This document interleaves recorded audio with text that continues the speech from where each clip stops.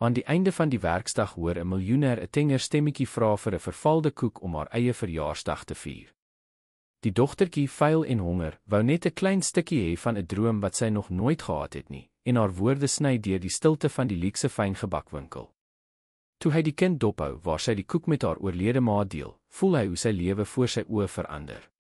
Min het hy geweet dat daardie onskuldige versoek die begin sou wees van 'n transformasie wat harte kon genees en lewenspaaie kon herbou. Soetverfyning patisserie in die hartjie van Constantia in Kaapstad was meer as net 'n besigheid, dit was Riaan de Villiers se persoonlike ryk. Op 45-jarige ouderdom het die sakeman die klein fyngebakwinkel wat hy by sy pa geërf het, omskep in 'n kettinggroep met 15 takke versprei oor die elegantste buurte van die Kaapse metropool. Wat as 'n beskeie familiebesigheid begin het, was nou sinoniem met gesofistikeerdheid, met koeke en gebak wat by die Kaapse hoëklasse geleenthede bedien is.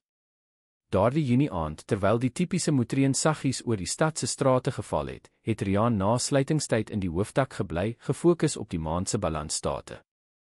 Selfs met 'n aansienlike fortuin en 'n bekwame span rekenmeesters, het hy nooit die gewoonte laat vaar om persoonlik die syfers na te gaan nie. Die oog van die meester maak die perde vet, het hy altyd vir sy bestuurders herhaal, soos 'n mantra wat hy saamgedra het sedert die dae toe hy sy pa die oorspronklike klein fyngebakwinkel sien bestuur het. Die stilte van die leë winkel is slegs verbreek deur die sagte geklingel van eetgery wat Marelise, die bestuurder, georganiseer het voordat sy haar skof beëindig het. Sy was 'n jarelange werknemer en was by Riaan sedert die vroeë dae van die uitbreiding. Sy was bekwaam en streng en die ander werknemers het haar gevrees vir die dissipline wat sy afgedwing het, veral met die hantering van die veelhuisende kliënte. "Meneer Riaan, ek is nou klaar hier.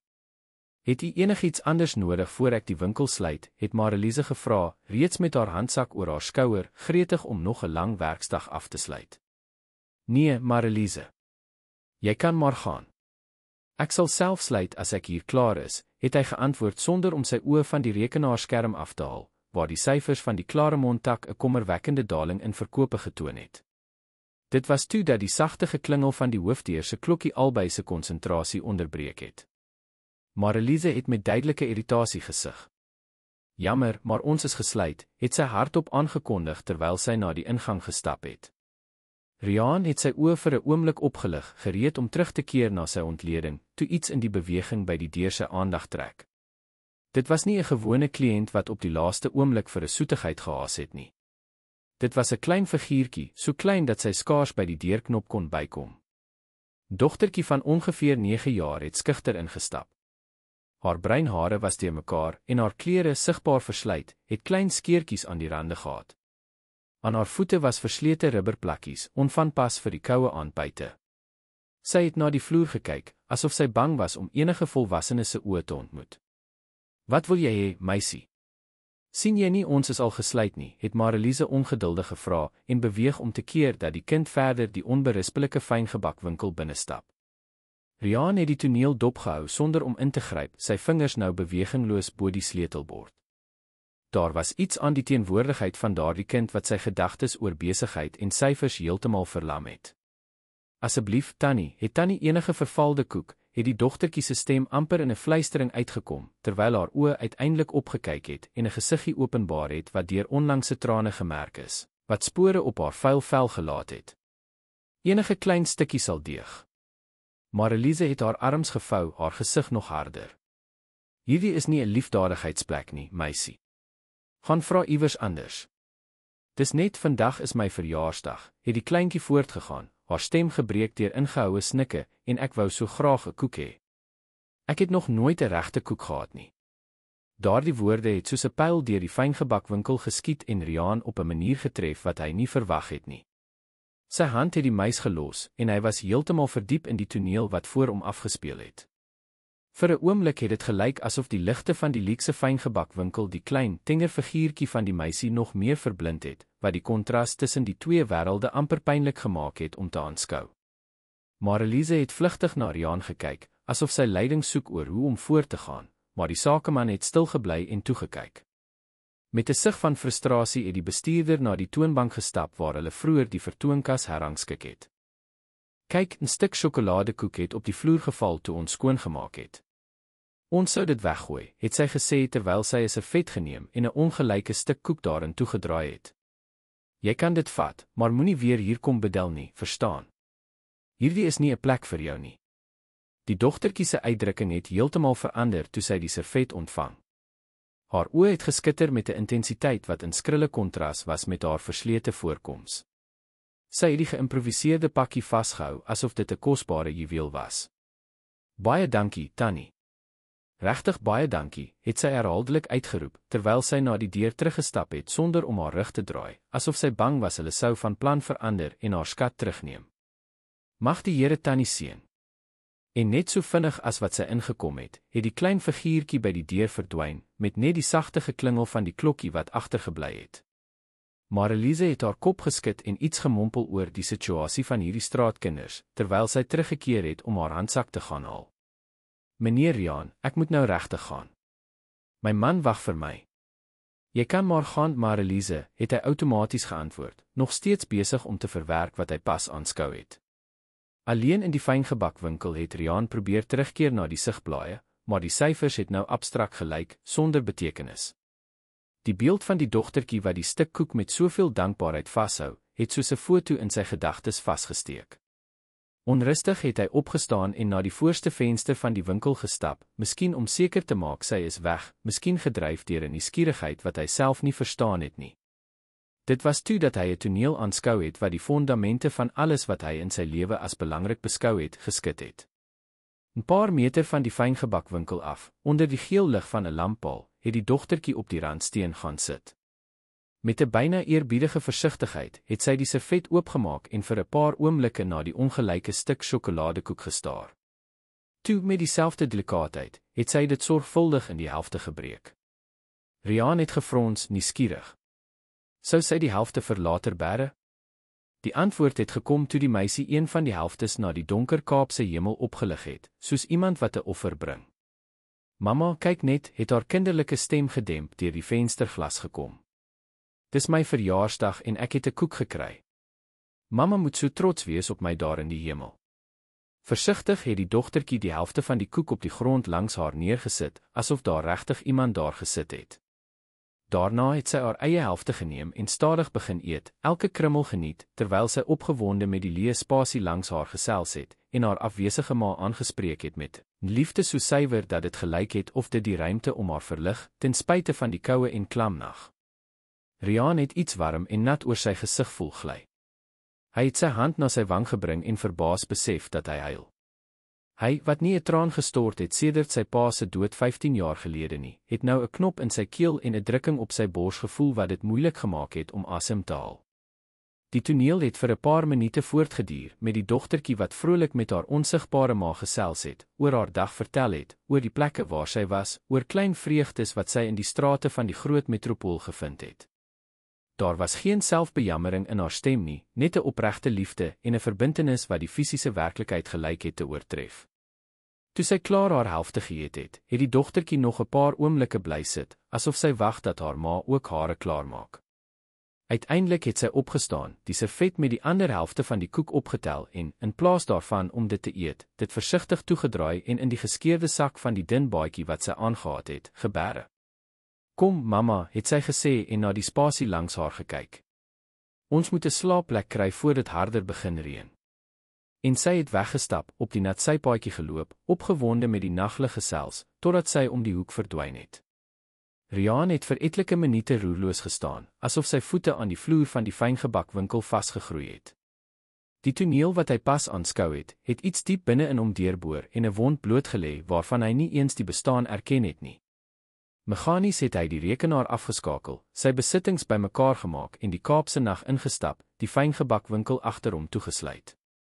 Die pad na die motorhuis waar sy Mercedes geparkeer was, is op outomatiese vlieënier afgelê, terwyl sy gedagtes die beeld van die dogtertjie wat haar kosbare verjaarsdagkoek met haar oorlede ma deel, oor en oor herhaal het. Terwyl hy deur die nat strate na sy huis in Bishopshout gery het Riaan besef dat, vir die eerste keer in jare, sy gedagtes nie besig was met besigheidsstrategieë, uitbreidings of syfers nie. In plaas daarvan het hy herhaaldelik die verligte gesig van die dogtertjie gesien en haar stem vol liefde gehoor wat na die leegte gerig was. Wie is jy, kleintjie, het hy vir homself gemompel, terwyl die ruitveer onophoudelik teen die aanhoudende motorreën gewerk het. En hoekom het jy my so diep geraak? Iets het daardie aand binne in hom verander. Deur wat jare lank gesluit was, is oopgegooi en Riaan het geweet, al het hy dit nie heeltemal verstaan nie, dat sy lewe nooit weer dieselfde sou wees na daardie onverwagte ontmoeting nie. Die 3-verdieping dakwoonstel wat Riaan met sy vrou Beatrice gedeel het die boonste verdiepings van een van die mees eksklusiewe geboue in Bishopshout beslaan. Met byna 1000 vierkante meter ontwerpersdekor en werke van bekende kunstenaars teen die mure, was die plek die materiële weerspieëling van die sukses wat die egpaar behaal het. Daardie aand, toe hy egter die private voorportaal binnegaan, het Riaan 'n leegheid gevoel wat die weelde om hom nie kon vul nie. Bia, het hy geroep en die sleutels op die marmertafeltjie in die voorportaal neergesit. Die stilte wat hy as antwoord ontvang het, was nie ongewoon nie. Die afgelope maande het die kommunikasie tussen hulle al hoe skaarser geword, beperk tot praktiese gesprekke oor sosiale verpligtinge en huishoudelike sake. Riaan het met die hoofgang afgestap, verby die ruim sitkamer met sy Italiaanse leerbanke en die panoramiese uitsig oor die stad wat deur die vloer tot plafon vensters gestrek het. Op 'n ander tyd sou hy vir homself 'n drankie by die privaat kroeg geskink het en 'n paar minute lank die ligte van Kaapstad bewonder het terwyl hy die spanning van die dag laat wegsak het. Maar vanaand het iets hom aangespoor om sy vrou onmiddellik te soek. Hy het Beatrice in die hoofslaapkamer gekry, teen kussings op die koningroote bed geleun, haar gesig na die venster wat die hele sy muur beslaan het, gedraai. Selfs in die skemerte kon Riaan sien dat sy gehuil het. Haar oë was geswel en die weggegooide sneeustoetjies op die bedkassie het 'n bekende storie vertel. Bia, het hy weer geroep, sagter hierdie keer, en die deur agter hom toegemaak. Beatrice de Villiers was in Kaapstad se sosiale kringe bekend as 'n vrou van verfynde skoonheid en onberispelike elegansie. Op 38-jarige ouderdom het sy 'n kontemporêre kunsgalery in De Waterkant bestuur wat 'n ontmoetingsplek vir die stad se kulturele elite geword het. Op hierdie oomblik het sy egter, ontdaan van haar openbare persona, broos en kwesbaar gelyk. Die dokter het gebel, het sy sonder omhaal gesê, haar stem is van ure se huil. Die laaste behandeling het misluk. Weer. Riaan het op die rand van die bed gaan sit en die gewig van daardie woorde gevoel. 8 jaar wat hulle probeer het om 'n kind te hê. 8 jaar van dokterspreekkamers, vrugbaarheidsbehandelings, hoë verwagtinge gevolg deur verpletterende teleurstellings. Met elke nuwe mislukte poging het dit gelyk of 'n stukkie van Beatrice uitdoof, soos 'n kers wat stadig afbrand. Ons kan 'n ander spesialis probeer, het hy voorgestel, wetende dat sy woorde leeg geklink het. Hulle het reeds die beste spesialiste in Suid-Afrika geraadpleeg, en selfs prosedures in die Verenigde State en Spanje ondergaan. Of ons kan ander opsies oorweeg hê. Moenie weer aanneming noem nie, het Beatrice hom kort geknip en uiteindelik omgedraai om hom in die oë te kyk. Haar bruin oë, gewoonlik warm, het nou geglinster met 'n mengsel van pyn en woede. Jy weet dis nie wat ek wil hê nie. Ek moet my kind binne in my voel groei. Ek het daardie verbintenis nodig. Hoekom is dit so moeilik vir jou om dit te verstaan? Riaan het gesug en sy hand deur die grys hare by sy slape gehaal. Dit was 'n herhalende debat tussen hulle. Met elke nuwe mislukte poging het hy subtiel die moontlikheid van aanneming voorgestel en Beatrice het met toenemende bitterheid gereageer. Die dooie punt het 'n oop wond in hul huwelik geword, wat albei vermy het om openlik te bespreek, maar wat stilweg gebloei het en die intimiteit wat hulle eens gedeel het, ondermyn het. Ek het nie gekom om weer hieroor te stry nie, het hy gesê en 'n ander benadering probeer. Ek wil net weet hoe jy voel. Beatrice het 'n kort laggie gegee sonder enige humor. Hoe dink jy voel ek, Riaan? Op 38 is ek nie in staat tot die een ding wat ek regtig in die lewe wil hê nie. Elke maand wat verbygaan, is 'n herinnering dat my tyd min raak. Ek voel soos 'n mislukking, onvolledig. Ek voel minder soos 'n vrou. Jy is niks minder nie, het hy geantwoord en sy hand uitgesteek om haar gesig aan te raak, maar sy het subtiel wegbeweeg. En maak nie saak wat met behandelings of kinders gebeur nie, ek is net so lief vir jou. Maar dis nie genoeg nie, is dit, het sy geantwoord, terwyl nuwe trane in haar oë gevorm het. Jy kan sê jy is lief vir my, dat ek genoeg is, maar ons albei weet iets kort. Hierdie huis is te groot vir net ons twee. Ons liefde moes lewe geskep het, dit moes uitgebrei het. In plaas daarvan verlep dit in 'n hoek, soos 'n plant sonder water. Haar woorde het Riaan hard getref, veral omdat hy die waarheid daarin erken het. Hul 15-jarige huwelik, wat met soveel liefde en kameraadskap begin het, was nou 'n skaduwee van wat dit eens was. Beatrice se obsessie om 'n kind te hê, het geleidelik die vreugde wat hulle gedeel het, verteer en oomblikke van intimiteit verander in meganiese prosedures wat deur die vrugbaarheidskalender gedikteer is, en gesprekke oor drome vervang met besprekings oor mediese behandelings. Dit was toe dat die beeld van die dogtertjie wat haar verjaarsdagkoek met haar afwesige ma deel, met volle krag na sy gedagtes teruggekeer het.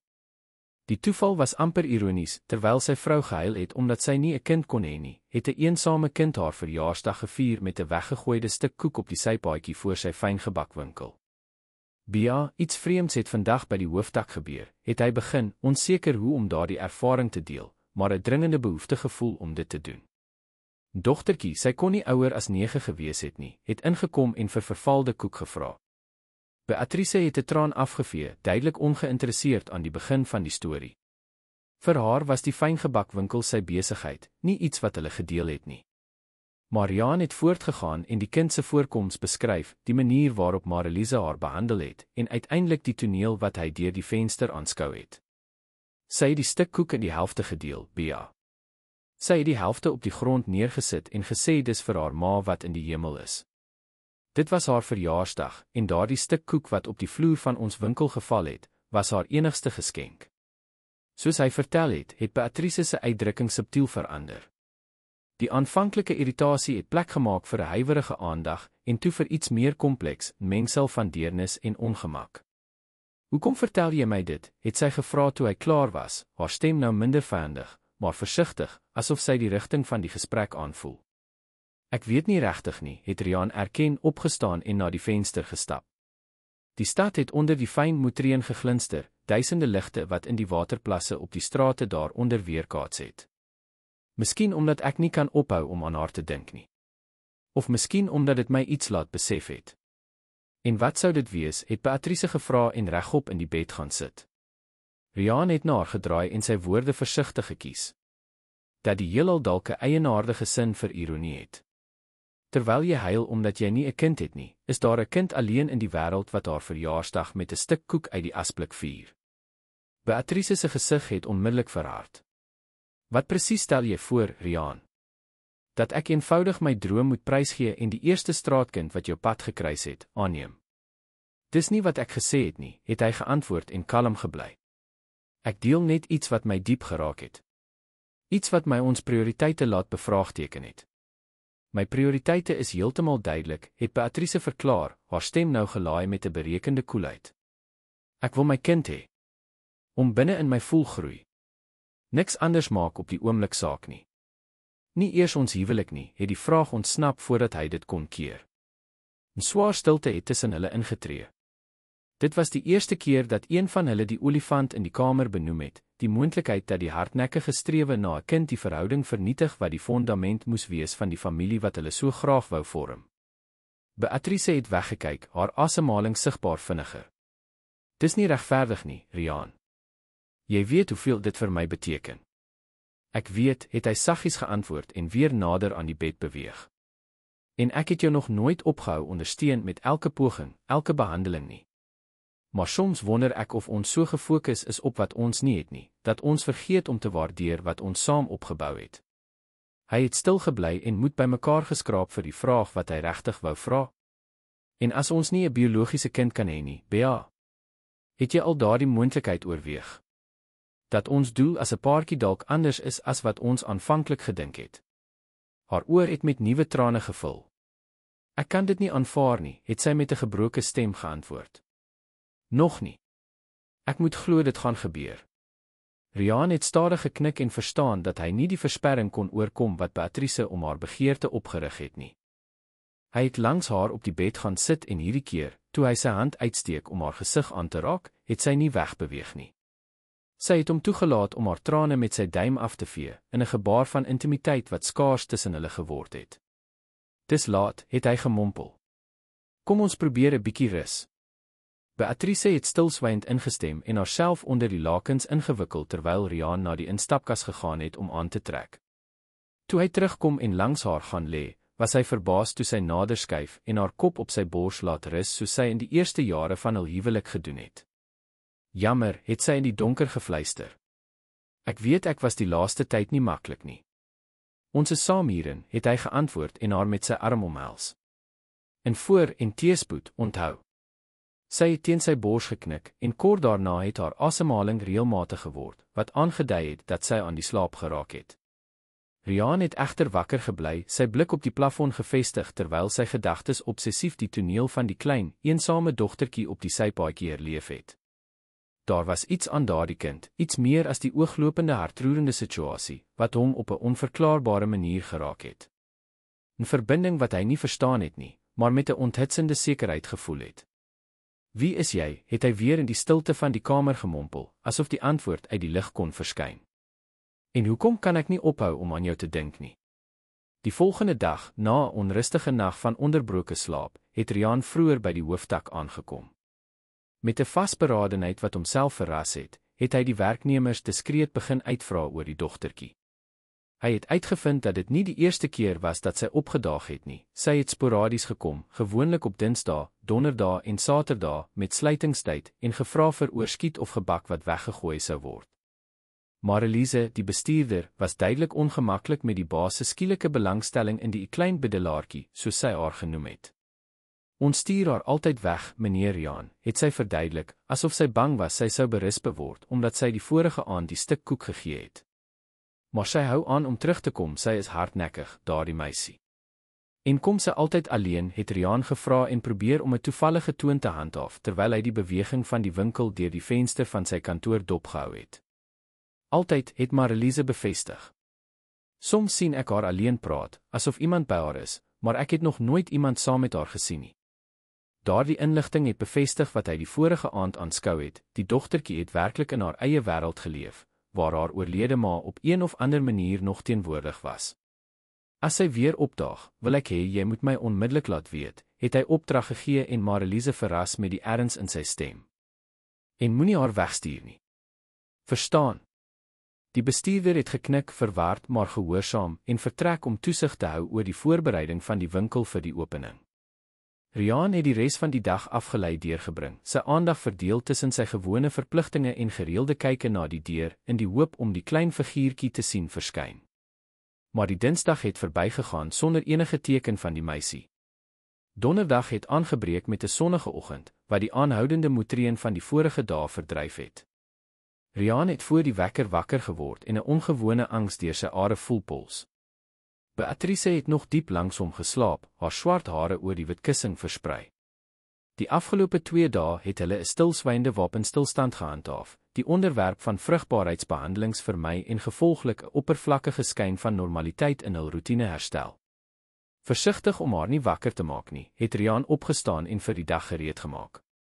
Terwyl hy werk toe gery het, was sy gedagtes op een enkele ding gefokus, die moontlikheid dat die dogtertjie vandag by die fyngebakwinkel sou opdaag.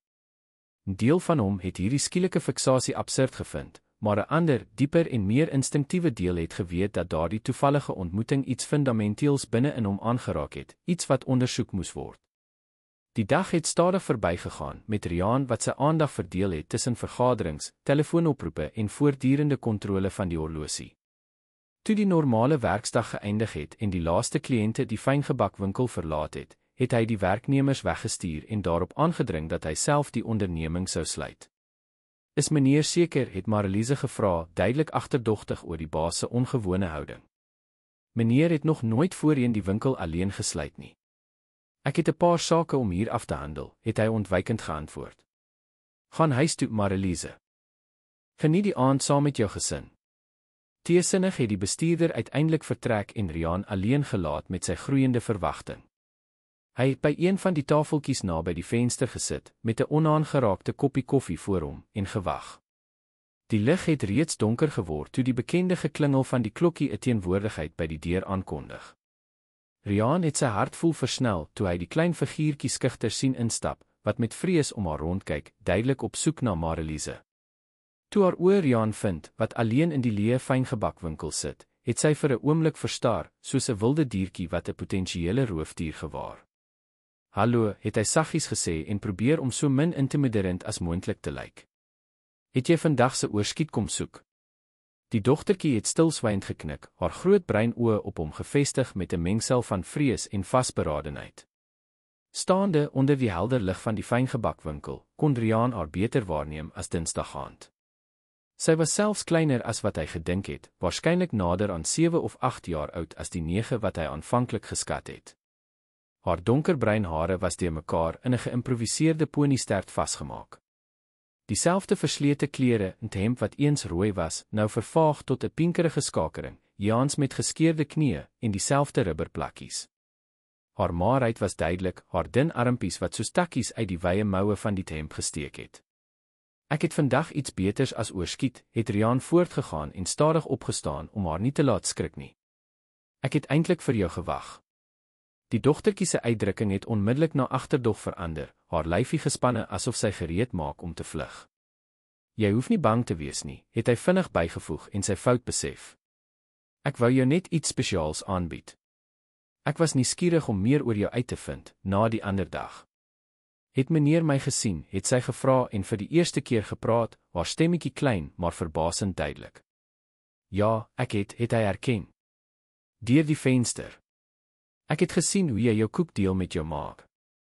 Die vermelding van haar ma het 'n onmiddellike verandering in die kind se houding veroorsaak. Haar skouers het effens ontspan en iets in haar oë het sagter geword. Is tannie Marliese nie hier nie, het sy gevra en weer rondgekyk. Vandag is dit net ek, het Riaan geantwoord en stadig na die verkoelde toonbank gestap waar die dag se koeke uitgestal is.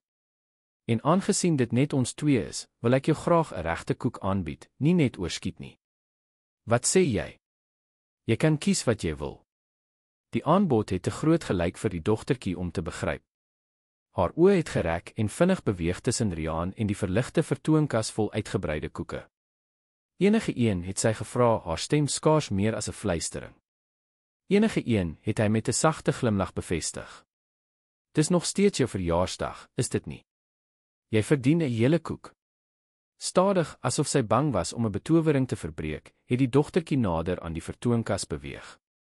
Haar oor het oor die verskillende koeke gegaan, Belgiese sjokolademouse met frambose, rooi vrugtekaaskoek, suurlemoentert met Italiaanse meringue, totdat hulle op 'n eenvoudige sjokoladekoek bedek met ganache gestop het. Daardie een, het sy skugter gewys. Uitstekende keuse, het Riaan goedgekeur, die vertoonkas oopgemaak en die koek uitgehaal.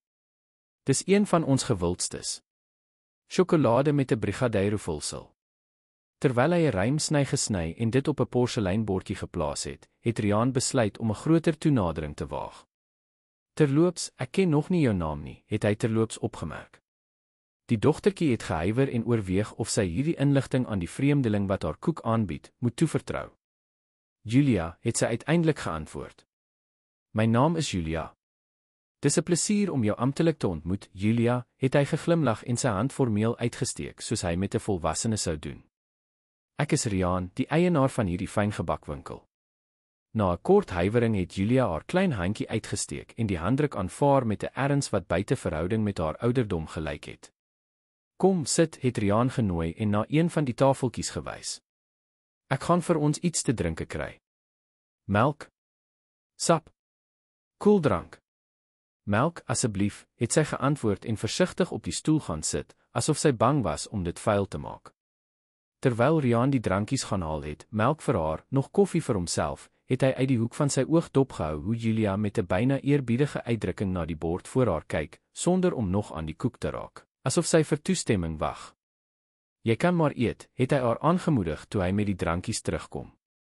Dis alles joune. Die eerste happie wat Julia na haar mond gebring het, het 'n onmiddellike transformasie op haar gesig veroorsaak.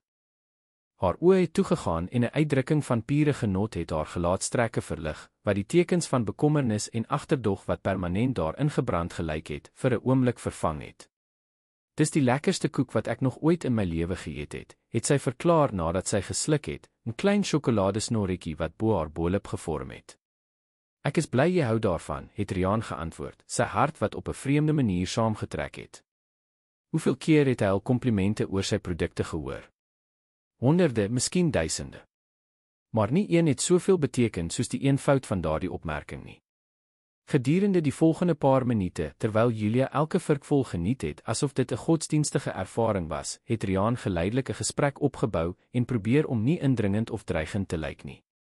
Hy het uitgevind dat sy 8 jaar oud was, amper 9, het sy daarop aangedring om te beklemtoon dat haar ma 3 jaar gelede hemel toe gegaan het en dat sy sedertdien hier en daar gewoon het. 'n uitdrukking wat sy gebruik het om haar situasie as 'n straatkind te vermy.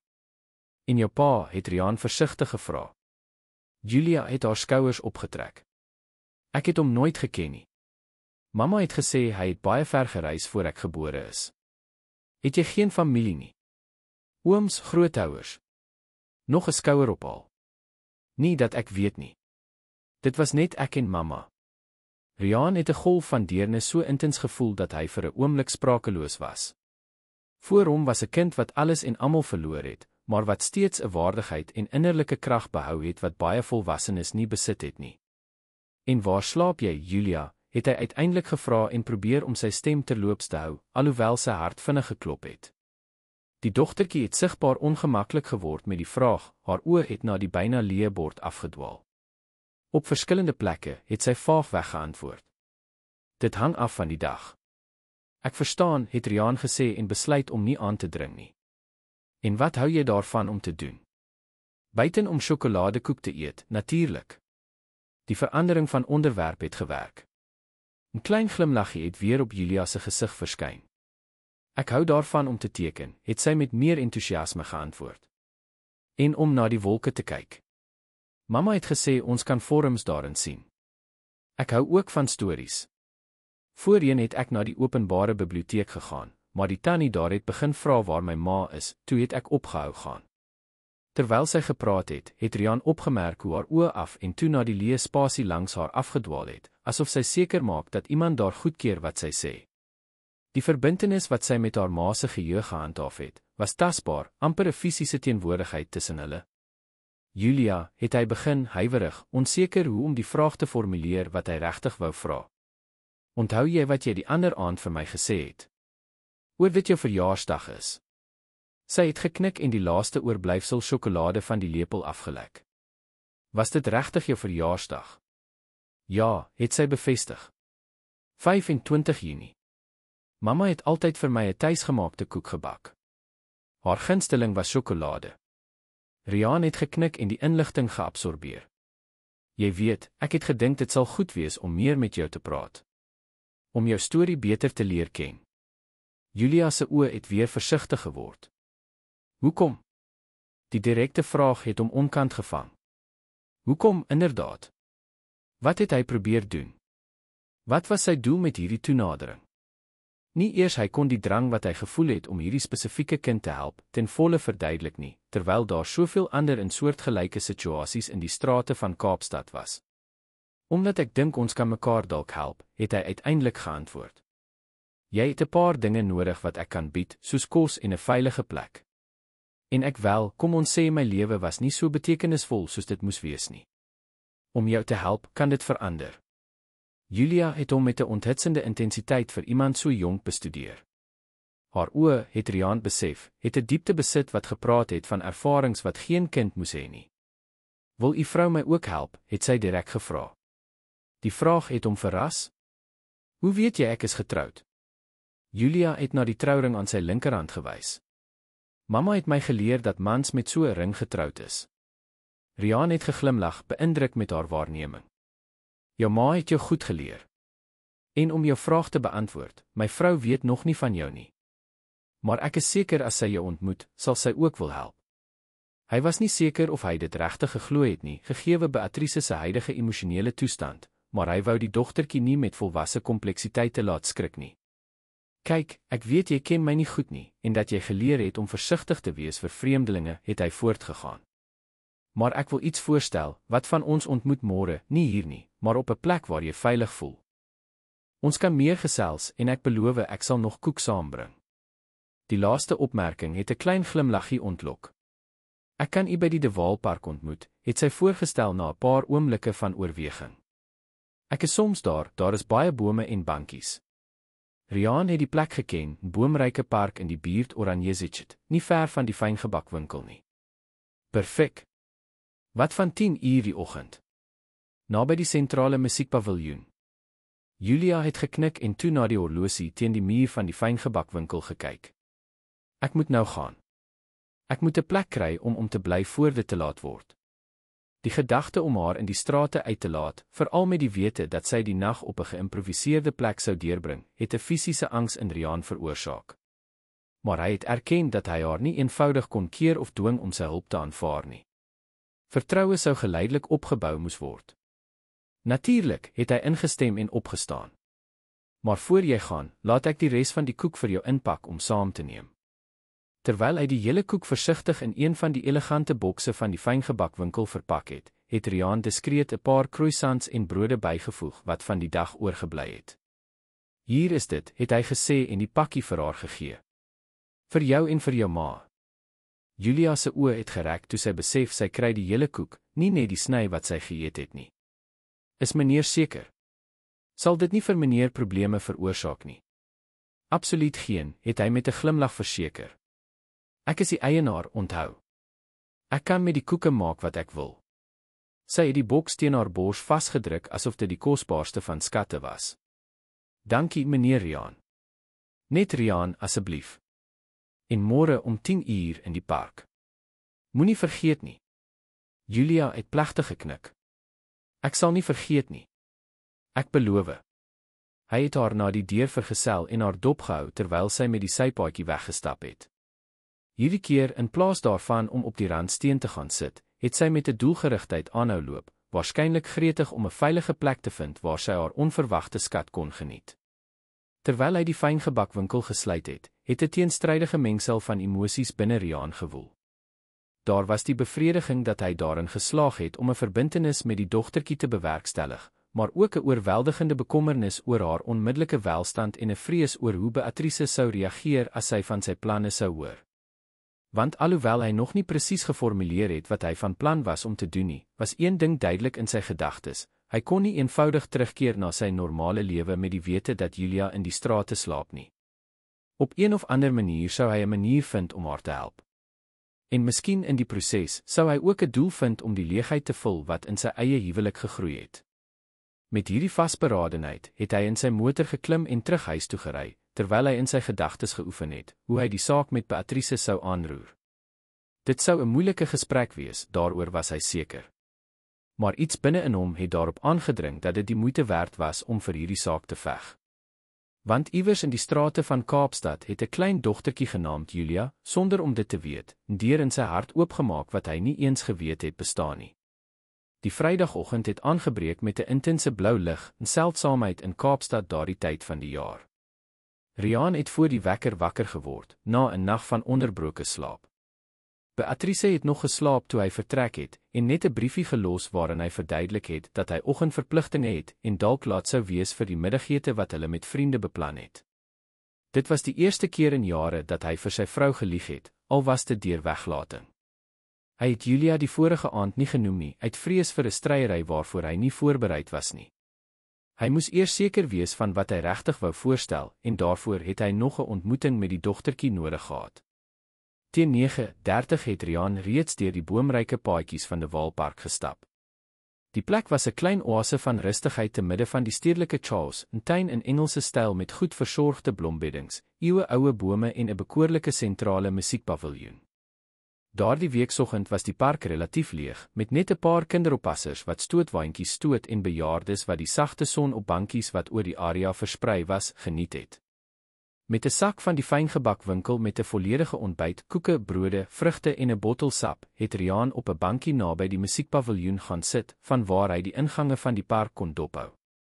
Sy maag was saamgetrek met 'n angs wat hy nie gevoel het sedert sy tienerjare, toe hy vir 'n meisie op hul eerste afspraak gewag het nie. Wat as Julia nie opdaag nie? Wat as hy haar bedoelings verkeerd vertolk het? Of erger, wat as iets met haar gebeur het gedurende die nag? Teen 9:55 het sy vrese begin verdwyn toe hy die klein figuurtjie versigtig by die noordelike hek van die park sien inkom. Julia het dieselfde klere as die vorige dag aangetree, maar sy het 'n sigbare poging aangewend om beter voor te kom. Haar gesig was skoon en haar hare, alhoewel nog te mekaar, was in twee ongelyke vlegsels vasgemaak. Toe haar oë die van Riaan ontmoet, het 'n huiwerige glimlag haar gesig verlig en 'n klein ontbrekende voortand onthul, 'n detail wat hy nie voorheen opgemerk het nie. Dit was 'n opregte uitdrukking van kinderlike vreugde wat sy hart laat saamtrek het. "Goeiemôre, Julia," het hy gegroet en opgestaan om haar te verwelkom. So stiptelik soos 'n Switserse horlosie. "Goeiemôre, meneer, ek bedoel, Riaan," het sy geantwoord en met versigtige tree nader gekom. "Wat is 'n Switserse horlosie?" Hy het geglimlag vir die onverwagte vraag. "Dis net 'n uitdrukking om te sê jy is baie stiptelik. Kom, ek het vir ons ontbyt gebring." Haar oë het gereg toe sy die hoeveelheid kos sien wat hy uit die sak begin haal het. "Alles dit," het sy gevra en langs hom op die bankie gaan sit, haar bene wat geswaai het sonder om die grond te raak. "Ek het nie geweet waarvan jy hou nie, so ek het 'n bietjie van alles gebring," het hy verduidelik en 'n servet op haar skoot uitgesprei soos 'n geïmproviseerde tafeldoek. "Help jouself." Gedurende die volgende paar minute het Riaan dopgehou hoe Julia versigtig klein porsies van elke item kies en eet met 'n selfbeheersing wat geforseerd aangeleer gelyk het. Selfs honger het sy 'n indrukwekkende waardigheid behou en die servet gebruik om haar mond tussen happe af te vee, presies soos 'n goedgemanierde kind aan 'n etenstafel.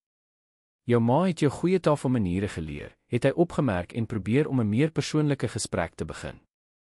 Julia het geknik, 'n glinstering van trots wat deur haar oë geskiet het. "Mamma het gesê dit maak nie saak waar ons eet nie, maar hoe ons eet. Sy het altyd gesê ons is arm, maar nie ongemanierd nie." "Dit klink of jou ma 'n baie wyse vrou was." "Sy was 'n onderwyseres," het Julia meegedeel en 'n glas lemoensap aanvaar wat Riaan haar aangebied het.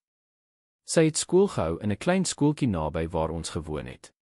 Sy was mal oor boeke, sy het baie gehad, selfs in ons klein woonstelletjie. Sy het my leer lees nog voor ek skool toe gegaan het." "Hou jy dan van lees?" het Riaan gevra, opreg geïnteresseerd. "Baie." Die antwoord het gepaard gegaan met die breedste glimlag wat hy nog op haar gesig gesien het. "My gunsteling was die Klein Prinsie. Mamma het dit elke aand vir my gelees. Onthou meneer daardie deel van die tekening van die boa wat 'n olifant ingesluk het, maar die groot mense sien net 'n hoed?" Riaan het geglimlag, verbaas dat sy besonderhede van die boek so duidelik onthou. "Ja, ek onthou. Dit gaan daaroor hoe kinders dinge sien wat volwassenes nie kan sien nie." "Presies," het sy uitgeroep, haar oë wat met entoesiasme geskitter het. Vir 'n oomblik is die agterdog en versigtigheid vervang deur die kinderlike opgewondenheid om iets geliefds te deel. "Mamma het gesê ek is soos die Klein Prinsie, altyd besig om dinge te sien wat ander nie sien nie." Sy klink of sy 'n wonderlike ma was, het Riaan saggies opgemerk. Die glinstering in Julia se oë het effens verdof. "Sy was die beste in die wêreld." "Kan ek vra wat het met haar gebeur?" het hy versigtig gevra, bang om 'n te pynlike onderwerp aan te raak, maar hy moes die dogtertjie se situasie beter verstaan. Julia het die broodrolletjie wat sy geëet het, neergesit en na die leë spasie langs haar gekyk asof sy goedkeuring soek om daardie storie te deel. "Sy het baie siek geword," het sy uiteindelik geantwoord, haar stem wat tot byna 'n fluistering gedaal het. "Dit het begin met hoesbuie wat nie wou ophou nie. Toe het sy heeltyd moeg geword. Op die ou end kon sy nie eers meer uit die bed opstaan nie. Kanker, het Riaan vermoed, alhoewel hy nie Julia se vertelling met spesifieke vrae wou onderbreek nie. Ons moes uit ons woonstel trek omdat ons nie meer die huur kon betaal nie. Mamma kon nie meer skool hou nie. Ons het by 'n tannie gaan woon wat haar vriendin was, maar nadat sy hemel toe is, het die tannie gesê sy kan my nie grootmaak nie. Sy het my na 'n plek met baie kinders geneem, maar ek het nie daarvan gehou nie. Die mense was lelik en die ander kinders het my goed gevat." 'n Skuiling, het Riaan gevra en 'n vlaag van verontwaardiging gevoel by die gedagte dat klein Julia in 'n inrigting agtergelaat is. Sy het geknik. "Ek was 'n paar maande daar, maar toe het ek weggehardloop. Ek verkies om alleen te wees. Ek bedoel, ek is nie regtig alleen nie. Mamma is altyd by my, dis net dat niemand anders haar kan sien nie." Die eenvoud waarmee sy haar geloof in haar ma se voortdurende teenwoordigheid uitgedruk het, was roerend. Dit was nie sommer enige kinderlike fantasie nie, dit was 'n oorlewingsmeganisme, 'n manier om die enigste betekenisvolle emosionele verbintenis wat sy ooit gehad het, lewend te hou. "En hoe het jy alleen oorleef?" het hy gevra en probeer om sy stem neutraal te hou, alhoewel hy innerlik verpletter was deur wat hy gehoor het. Julia het haar skouers opgetrek, asof haar situasie niks buitengewoons was nie. "Ek kom goed oor die weg. Ek ken plekke waar ek sonder probleme kan slaap. Daar is 'n kerk waar hulle op Dinsdae en Donderdae sop gee. Soms kry ek 'n paar sente deur 'n tannie te help wat blomme naby die metrostasie verkoop. En op party plekke, soos by 'n fyngebakwinkel, vra ek vir kos wat weggegooi gaan word. Riaan het 'n knop in sy keel gevoel. Die veerkragtigheid van daardie kind was iets wat baie volwassenes nie besit het nie. 3 jaar lank het sy feitelik op straat geleef, maniere gevind om te oorleef sonder om haar menslikheid of waardigheid te verloor. Het jy 'n foto van jou ma, het hy gevra en onthou die vermelding in die opsomming van 'n gekrekelde foto. Julia se gesig het verlig. Versigtig het sy die kos eenkant gesit en haar hand in die geskeurde sak van haar jeans gesteek en 'n stuk gevoude papier uitgehaal wat beskerm is in 'n geïmproviseerde plastieksakkie gemaak van 'n deel van 'n broodverpakking. Dis die enigste een wat ek het sy gesê, die papier met eerbied oopgevou en dit vir Riaan gegee. Die foto, reeds verbleik en met diep voue van die veelvuldige voue, het 'n jong, pragtige vrou getoon met bruin hare soos Julia se, wat 'n baba weergawe van die dogtertjie vashou. Hulle het op 'n parkbankie gesit, moontlik dieselfde park waar hulle nou gesels het. Die vrou het direk na die kamera geglimlag, haar oë wat 'n opregte vreugde weerspieël het, terwyl sy haar dogter met sigbare trots vasgehou het. Sy was baie mooi, het Riaan opgemerk en 'n vreemde verbintenis gevoel met hierdie onbekende wat uit die foto geglimlag het. Jy lyk baie soos sy. Almal het dit gesê, het Julia met trots geantwoord, die foto teruggekry en dit versigtig in haar geïmproviseerde wegsteekplek gebêre. Vir al die oë. Mamma het gesê dit was sy generoe. Daar was 'n oomblik van oordenkende stilte tussen hulle, slegs gevul deur die geluide van die park, voëls wat in die bome sing, verafgelag van kinders wat speel, die geritsel van blare in die sagte briesie. Julia, het Riaan begin en sy woorde versigtig gekies. Het jy al gedink hoe dit sou wees om weer 'n huis te hê, 'n plek om elke aand te slaap, met kos op die tafel, skoon klere en dalk selfs boeke om te lees? Die dogtertjie het hom met 'n ernstige uitdrukking aangekyk. Ja, ek het. Ek dink amper elke aand daaraan voor ek gaan slaap. En hoe sou jy voel as ek dit vir jou kon aanbied? Julia se oë het gerek, maar onmiddellik het 'n skaduwee van agterdog hulle verduister. Hoekom? Hoekom sou meneer dit vir my doen? Dit was 'n geldige vraag en Riaan het haar skerpsinnigheid waardeer. Baie kinders in haar situasie sou enige aanbod wat gemak beloof het, onmiddellik aanvaar het, sonder om die motiverings daarachter te bevraagteken. Dis 'n goeie vraag, het hy erken. En ek sal probeer om eerlik te antwoord, en deel daarvan is omdat ek regtig deur jou geraak is, deur jou storie en die manier waarop jy die lewe aanpak ten spyte van alles wat gebeur het. Maar 'n deel is ook meer ingewikkeld. Hy het stil gebly en oorweeg hoe om die situasie met Beatrice te verduidelik op 'n manier wat 'n 8-jarige kind kon verstaan. My vrou en ek, ons het jare lank probeer om kinders te hê, maar ons kon nie. Dit het baie hartseer veroorsaak, veral vir haar. Toe ek jou daardie stuk koek met jou ma sien deel, het ek gevoel dit was dalk nie toeval nie. Miskien het jy 'n gesin net soveel nodig as wat ons jou nodig het. Julia het hom vir lang oomblikke bestudeer, haar blik verbasend deurdringend vir iemand so jonk. Wil u vrou my ook ontmoet? Riaan het gehuiwer. Om nou te lieg sou wees om enige verhouding op die verkeerde voet te begin. Eintlik het ek nog nie met haar oor jou gepraat nie. Ek wou eers seker maak jy sou belangstel. My vrou gaan deur 'n moeilike tyd en ek moet die regte oomblik vind om met haar te praat. Die dogtertjie het geknik, asof sy die kompleksiteit van die volwasse situasie heeltemal verstaan. En as sy nie van my hou nie? Die direkte vraag het Riaan onkant gevang. Ek is seker sy sal van jou hou, Julia. Dis onmoontlik om nie. Maar selfs terwyl hy hierdie woorde gesê het, het 'n bekommernis binne in hom gegroei. Met die wete van Beatrice se huidige emosionele toestand, haar obsessie met 'n biologiese kind en haar weerstand teen die idee van aanneming, kon hy nie waarborg dat sy die idee om 'n straatkind te verwelkom goed sou ontvang nie. Trouwens, hy het gevrees dat haar aanvanklike reaksie vyandig sou wees. Wat sou gebeur as ek by julle gaan woon, het Julia gevra en die voorstel oënskynlik ernstig oorweeg. Sou ek skool toe moes gaan? Riaan het geglimlag. Ja, beslis. Opvoeding is baie belangrik. Maar dit sou 'n goeie skool wees, waar jy nuwe dinge kon leer en vriende maak. En ons sou baie boeke by die huis hê, jy sou soveel kon lees as wat jy wou. En my ma, het sy gevra, haar blik wat na die leespasie langs haar afgedwaal het. Sou sy saam met my kon gaan? Hy het onmiddellik verstaan wat Julia vra. Dit het nie gegaan oor haar ma se fisiese teenwoordigheid nie, maar oor respek vir haar geheue, die verbintenis wat Julia met haar gehandhaaf het. Natuurlik, het hy saggies verseker. Jou ma sal altyd deel wees van wie jy is, Julia. Niemand sal ooit probeer om dit te verander of jou van haar te laat vergeet nie. Inteendeel, ons sou haar graag deur jou stories wou leer ken, om te weet hoe sy was, wat sy jou geleer het. Die antwoord het haar blykbaar tevrede gestel.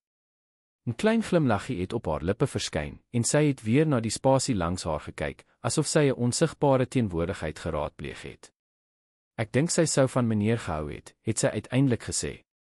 Mamma het altyd gesê ek moet my hart vertrou, en my hart sê meneer is 'n goeie mens. Riaan het 'n onverwagte warmte deur sy bors voel versprei toe hy daardie eenvoudige, maar diep woorde hoor. Dankie, Julia. Dit beteken baie vir my. So, wat gebeur nou, het sy gevra, prakties soos altyd. Wel, eers moet ek met my vrou praat, het hy verduidelik. En intussen sou ek graag wou weet of jy my sal toelaat om te sien waar jy die laaste tyd geslaap het. Ek voel nie goed met die wete dat jy op straat is terwyl ek hierdie sake oplos nie. 'n Skaduwee van huiwering het oor Julia se gesig gegaan. Om haar skuilplek te openbaar, was duidelik 'n groot stap van vertroue vir haar. Ek beloof ek sal niks doen wat jy nie wil hê nie, het hy vinnig bygevoeg. Ek wil net seker maak jy is veilig terwyl ons alles reël. Na 'n paar oomblikke van stil oorweging het sy uiteindelik geknik. Goed. Ek kan jou wys. Dis nie ver hiervandaan nie. Hulle het die ontbyt klaargemaak en die oorskiet gebeure vir Julia om saam te neem.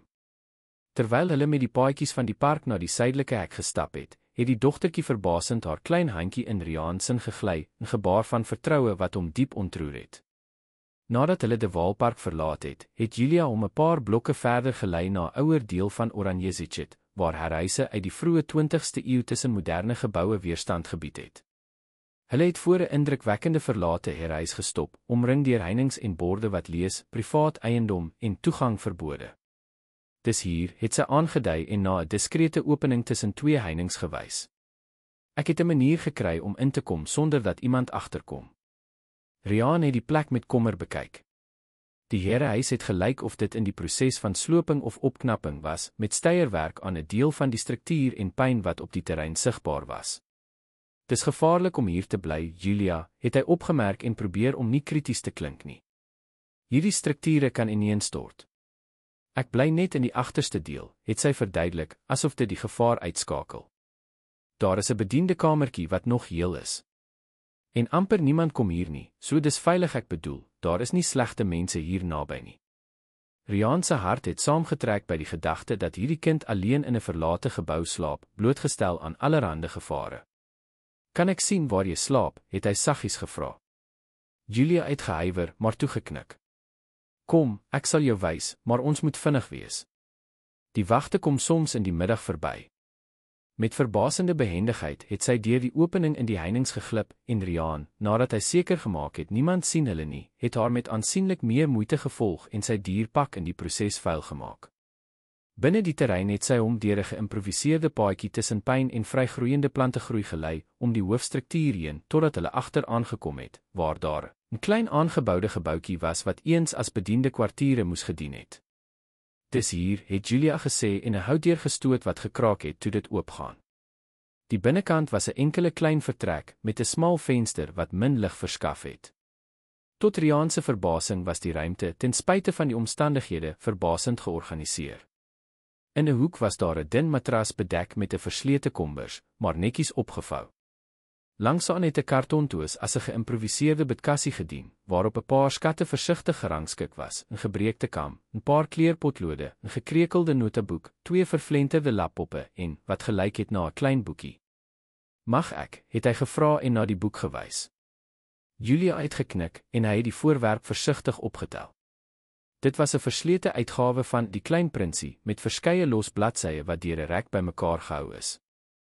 Op die eerste bladsy 'n handgeskrewe toewyding vir my prinsessie Julia, wat soos die klein prinsie met die hart sien. Met al my liefde, mamma. Riaan het 'n knop in sy keel gevoel terwyl hy die boek na sy plek terugbesorg het. Hierdie klein ruimte, met sy paar besittings wat versigtig gerangskik is, het 'n storie vertel van waardigheid wat te midde van chaos bewaar is, van menslikheid wat teen alle kanse in stand gehou is.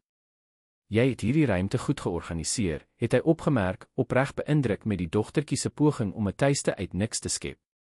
Mamma het altyd gesê dit maak nie saak waar ons woon nie, maar hoe ons woon, het Julia geantwoord en een van haar afwesige ma se oënskynlike mantras herhaal. Op daardie oomblik, terwyl hy na hierdie kind gekyk het wat 'n skyn van 'n tuiste in 'n verlate gebou geskep het Riaan sy finale besluit geneem. Maak nie saak watter komplikasies sou kom nie, maak nie saak watter weerstand Patrice sou bied nie, hy sou Julia nie nog 'n nag op daardie plek laat deurbring nie. Die verkeer in Kaapstad was daardie Vrydagmiddag besonder druk. Binne die Mercedes is die stilte tussen Riaan en Julia slegs onderbreek deur die af en toe instruksies van die gips en die sagte gedreun van die ligversorger. Die dogtertjie het die stad by die venster sien verbygaan met 'n uitdrukking van ingehoue bewondering, haar gerekte oë wat die wolkekrabbers en besige paaie weerkaats het. Ek het nog nooit in so 'n mooi kar gery nie, het sy uiteindelik opgemerk en haar vingers saggies oor die sagte leer van die sitplek gevryf. Riaan het geglimlag en uit die hoek van sy oog dopgehou, hoe sy haar verbasing probeer wegsteek. Jy sal binnekort daaraan gewoond raak. Om Julia te oortuig om hom te vergesel, was verbasend maklik. Nadat hy haar lewensomstandighede gesien het, het hy direk voorgestel, ek wil nie hê jy moet nog 'n nag hier deurbring nie. Kom vandag na my huis toe. Ons kan alles rustig uitsorteer, maar eers wil ek seker maak jy is veilig en gemaklik.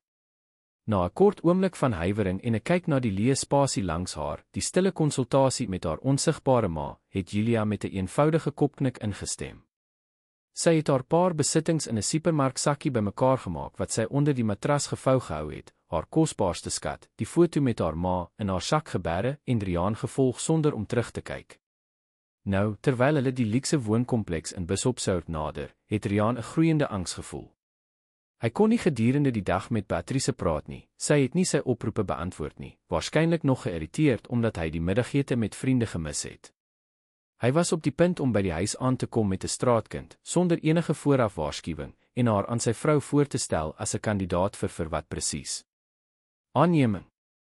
Tydelike pleegsorg. Nie eers hy het sy planne heeltemal gedefinieer nie.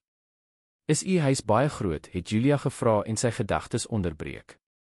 Nogal, het hy geantwoord en na die ingang van die kompleks gedraai. Miskien te groot vir net 2 mense. Die sekuriteitswag by die hek het met respek gewaai toe die motor naderkom, maar Riaan het sy nuuskierige blik opgemerk toe hy die klein passasier op die agtersitplek gewaar. Hy het die ongemak geïgnoreer en deur die onberispelik aangelegde interne strate gery tot hy by die gebou waar hy gewoon het, aangekom het. Ons is hier, het hy aangekondig en in die privaat parkeerplek gestop. Is jy gereed? Julia het geknik, alhoewel haar gespanne lyfie haar senuweeagtigheid verraai het. Sal u vrou by die huis wees? Waarskynlik, het hy erken en die engine afgeskakel. Moenie bekommerd wees nie. Ek sal alles vir haar verduidelik.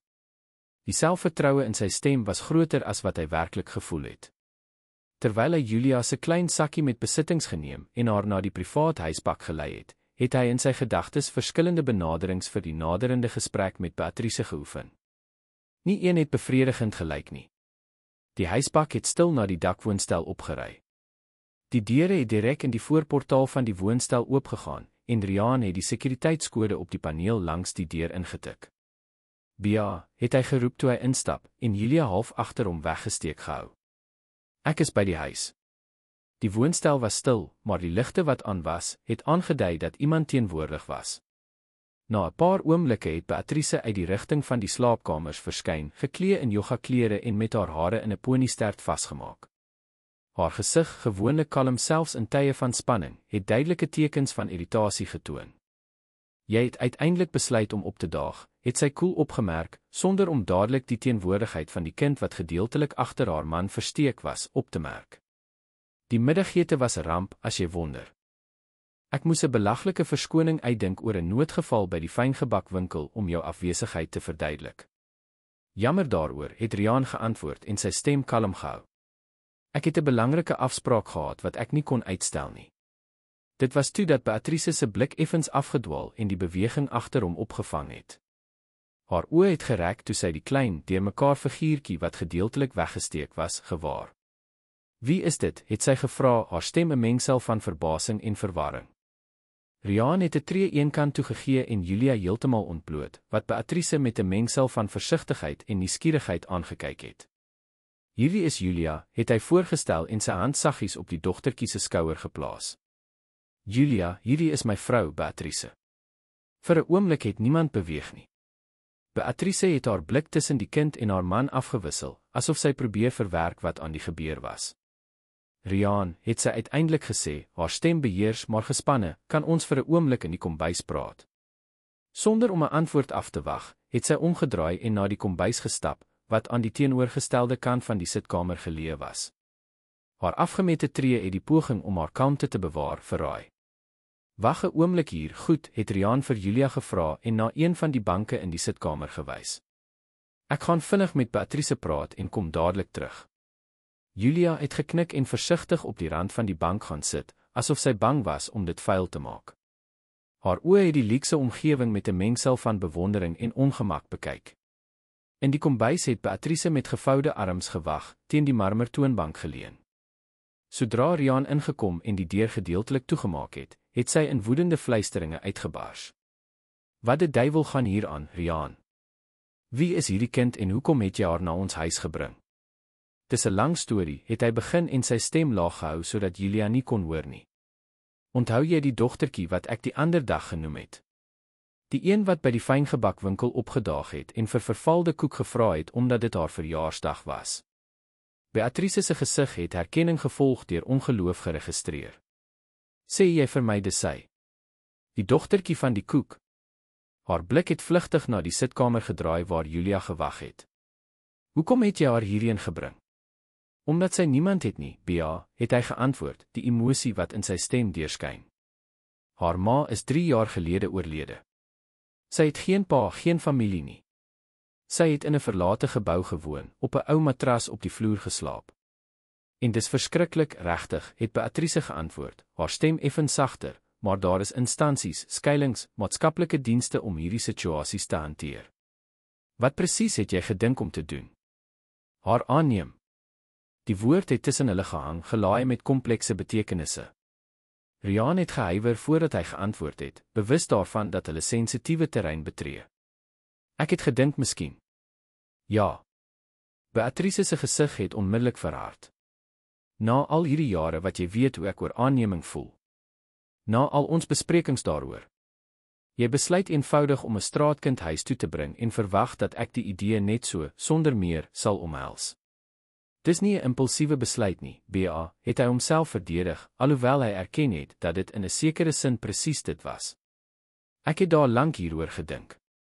Ek het met haar gepraat, haar storie leer ken. Daar is iets spesiaals aan hierdie meisie. Daar is iets spesiaals aan alle verlate kinders, Riaan, het Beatrice teruggekap, die seer duidelik in haar stem. Dit beteken nie ons moet hulle almal huis toe bring nie, veral nie sonder om eers jou gade te raadpleeg nie. Sy was reg en Riaan het dit geweet. Hy het impulsief opgetree, meer deur emosie as rede gelei. Maar iets binne in hom het daarop aangedring dat hy, ten spyte van die twyfelagtige metodes, op die regte pad was. Ek vra net dat jy met haar praat, het hy gepleit. Leer haar ken voor jy besluit. Sy is briljant, Bea. Goed gemanierd, intelligent, veerkragtig ten spyte van alles wat sy deurgemaak het. Beatrice het vir 'n oomblik haar oë toegemaak, asof sy innerlike krag soek. Toe sy hulle weer oopmaak, was daar 'n koue vasberadenheid in haar blik. Jy het ons albei in 'n onmoontlike situasie geplaas, besef jy dit? As ek weier, sal ek die wrede skurk wees wat 'n onskuldige weeskind uitgeskop het. As ek aanvaar, sal ek alles prysgee wat ek nog altyd gesê het ek wil hê. Dit gaan nie daaroor nie, het Riaan geprotesteer, alhoewel hy die waarheid in haar woorde erken het. Ek vra jou nie om op te gee om 'n biologiese kind te probeer hê nie. Ek stel net voor dat ons, intussen, iemand kan help wat desperate tuiste nodig het. Tydelik het Beatrice gevra en die nuance in sy woorde opgevang. Is dit wat jy voorstel, 'n tydelike reëling totdat ons 'n geskikte gesin vir haar vind? Riaan het gehuiwer. Dit was nie presies wat hy in gedagte gehad het nie, maar as dit Beatrice se aanvanklike aanvaarding sou vergemaklik. Ons kan so begin, het hy toegegee. Gee haar 'n veilige plek terwyl ons die volgende stap besluit. Die belangrikste ding nou is om haar van die strate af te kry. Beatrice het haar man se gesig vir lang sekondes bestudeer, asof sy sy ware bedoelings probeer bepaal. Uiteindelik het sy 'n berustende sug gegee. Een aand het sy verklaar. Sy kan een aand bly terwyl ons besluit hoe om voort te gaan. Môre sal ons die toepaslike owerhede soek om die saak te hanteer. Dit was nie die antwoord wat Riaan verwag het nie, maar dit was 'n begin. Dankie, Bea. Ek beloof jy sal nie spyt wees nie. Moenie beloftes maak wat jy nie kan nakom nie, het sy gewaarsku, haar arms losgemaak en haar postuur reggestel. Kom ons gaan nou terug voor sy dink ons het haar verlaat. Toe hulle na die sitkamer terugkeer, het hulle Julia presies gevind waar hulle haar gelos het, nog steeds styf op die rand van die bank. Haar oplettende oë het elke detail van die luukse omgewing om haar dop gehou, maar haar lyfie het roerloos gebly, asof sy bang was om enigiets aan te raak of te verskuif. Julia het Riaan saggies geroep en nader gekom met Beatrice 'n paar tree agter hom. Ek het met Beatrice gepraat en jy kan vanaand by ons bly. Die dogtertjie se oë het vlugtig verlig voordat hulle versigtig na Beatrice gedraai het, wat 'n neutrale, amper diplomatisiese uitdrukking gehandhaaf het. Dankie, mevrou, het Julia met 'n lae stem gesê en opgestaan asof sy voor 'n gesagsfiguur staan. Ek beloof ek sal nie moeilikheid maak nie. Iets in die kind se beleefde formaliteit het Beatrice op 'n manier getref wat Riaan nie verwag het nie. 'n Ligte bewing het oor haar gesig gegaan en vir 'n oomblik het haar masker van beheerste onverskilligheid gewankel. Jy hoef my nie mevrou te noem nie, het sy geantwoord, haar stem minder koud as voorheen. Beatrice is goed. Julia het plegtig geknik, asof sy 'n belangrike instruksie ontvang het wat sy versigtig moes bewaar. Jy moet honger wees, het Beatrice voortgegaan en Riaan verras met die subtiele verandering in toon. Kom ons maak iets te ete. En daarna. Sy het gehuiwer en na die dogtertjie se verslete klere gekyk. Daarna kan ons kyk na 'n bad en skoon klere. Ons het 'n gastekamer wat ons vir jou kan voorberei, het Riaan bygevoeg, verlig oor Beatrice se oënskynlike wapenstilstand. Met 'n gemaklike bed en alles. 'n Bed net vir my, het Julia gevra, 'n seldsame uitdrukking van opregte kinderlike verbasing wat haar gesig verlig het. Riaan het sy hart weer vol saamtrek. Hoeveel nagte het daardie kind in haglike omstandighede deurgebring? Hoeveel keer het sy gedroom van die eenvoudige luukse van haar eie bed? Ja, 'n groot bed net vir jou, het hy bevestig en 'n blik met Beatrice uitgeruil, wat ewig geraak gelyk het deur die onskuldige vraag. Kom ons kyk wat ons in die yskas het Beatrice gesê en na die kombuis gestap. Na 'n paar tree het sy gestop en teruggekyk. Kom, Julia. Jy kan my help kies wat ons gaan eet. Die uitnodiging het beide Riaan en die dogtertjie verras. Huiwerig het Julia na hom gekyk, asof sy toestemming vra, en toe hy aanmoedigend geknik het sy Beatrice met versigtige tree na die kombuis gevolg. Riaan het vir 'n paar minute in die sitkamer gebly en geluister na die verafgeleide van sy vrou en Julia in die kombuis, die oop en toemaak van die yskas, die geklingel van eetgerei en verbasend genoeg, wat geklink het na die begin van 'n gesprek. Hy het homself 'n oomblik van versigtige hoop toegelaat. Miskien, net miskien kon Beatrice haar aanvanklike weerstand oorkom en sien wat hy in Julia sien. Hy het na die gang gestap wat na die slaapkamers lei, die gastekamer binnegegaan en die ruimte vir sy klein besoeker begin voorberei. Hy het die lakens omgeruil, skoon handdoeke vir die aangrensende badkamer gebring en probeer dink wat 'n 8-jarige kind nog sou nodig hê. Terwyl hy gewerk het die realiteit van sy situasie in sy gedagtes begin vorm aanneem. Hy het 'n kind in 'n kwesbare situasie na sy huis gebring, sonder enige dokumentasie of wettige prosedure. Hy het geen idee gehad hoe die prosesse van aanneming of tydelike voogtyskap werk nie, en ook nie geweet waar om te begin om Julia se situasie te wettig nie. As Beatrice reg was oor die kontak van die owerhede môre, sou daar 'n werklike moontlikheid wees dat Julia teruggeneem sou word na die stelsel waaruit sy gevlug het. Die gedagte om haar na daardie omgewing terug te stuur, het 'n fisiese ongemak in Riaan veroorsaak. Ten spyte van die kort tydjie wat hulle saam was, het hy reeds 'n diep verantwoordelikheid vir die welstand van daardie kind gevoel. Hy kon haar nie eenvoudig aan die stelsel oorhandig en met sy lewe aangaan en voorgee dat niks gebeur het nie. Nadat hy die kamer klaargemaak het, het hy besluit dat hy homself beter moes inlig oor die beskikbare wettige opsies. Môre nog sou hy 'n prokureur soek wat in familiereg spesialiseer om te verstaan watter paaie hulle kon volg. As Beatrice op 'n tydelike oplossing aangedring het, kon hulle ten minste verseker dat Julia na 'n geskikte pleeggesin gestuur word, nie na 'n institusionele skuiling nie. Toe hy na die sosiale area van die woonstel terugkeer, is hy verras deur die geluid wat uit die kombuis gekom het, laggie. Die kristalhelder, kinderlike laggie van Julia, gevolg deur wat geklink het na 'n amusante antwoord van Beatrice. Hy het stil nader gekom en deur die half-oop deur 'n toneel aanskou wat hy nie so gou verwag het om te sien nie. Beatrice wat vir Julia wys hoe om 'n eierkorrek op die rand van die bak te breek. Albei glimlaggend toe die dogtertjie die taak kon uitvoer sonder om iets te mors. Baie goed, het Beatrice geprys met 'n opgewondenheid wat amper opreg geklink het. Meng dit nou stadig, so. Daar was iets in die interaksie wat amper natuurlik gelyk het. Asof, ten spyte van al die vreemde omstandighede wat hulle bymekaar gebring het, iets tussen hulle gevloei het, 'n onverwagte verbintenis wat gevorm is. Riaan het verkies om nie die oomblik te onderbreek nie. Stil het hy 'n paar tree teruggestap en toe sy teenwoordigheid met meer hoorbare tree aangekondig. Hoe gaan dit hier, het hy gevra toe hy die kombuis binnekom en voorgegee dat hy niks gesien het nie. Ons maak pannekoek, het Julia meegedeel, 'n ligte toon van opgewondenheid in haar gewoonlik ingehoue stem. Beatrice leer my. Sy het 'n natuurlike talent, het Beatrice opgemerk, en alhoewel haar toon nog terughoudend was, was daar nie meer die aanvanklike koelheid nie. Ek dink ons gaan 'n heerlike aandete hê. Riaan het geglimlag en 'n betekenisvolle blik met sy vrou uitgeruil. Alles was nie opgelos nie, ver daarvan. Beatrice het steeds 'n hoë wag gehou en die situasie was steeds wankelrig. Maar daar was 'n begin van 'n opening, 'n klein kraak in die muur van weerstand wat sy opgebou het. Vir nou was dit genoeg. Een dag op 'n slag, een klein treetjie op 'n slag. En miskien, net miskien, kon die drie van hulle saam 'n pad deur hierdie onbekende gebied vind. Die Saterdagoggend het aangebreek met 'n helder lig en 'n goue lig wat die woonstel deur die wye vensters binne gestroom het. Riaan het vroeg wakker geword, na 'n nag van rustelose slaap. Beatrice het nog diep langs hom geslaap, haar gesig uiteindelik kalm na die spanning van die vorige dag. Die aand het verbasend goed verloop, gegeewe die omstandighede. Na die pannekoek aandete, wat Julia met 'n ingehoue, maar duidelike entoesiasme help voorberei het, het Beatrice die taak oorgeneem om die dogtertjie met haar bad te help en geskikte klere vir die nag te vind.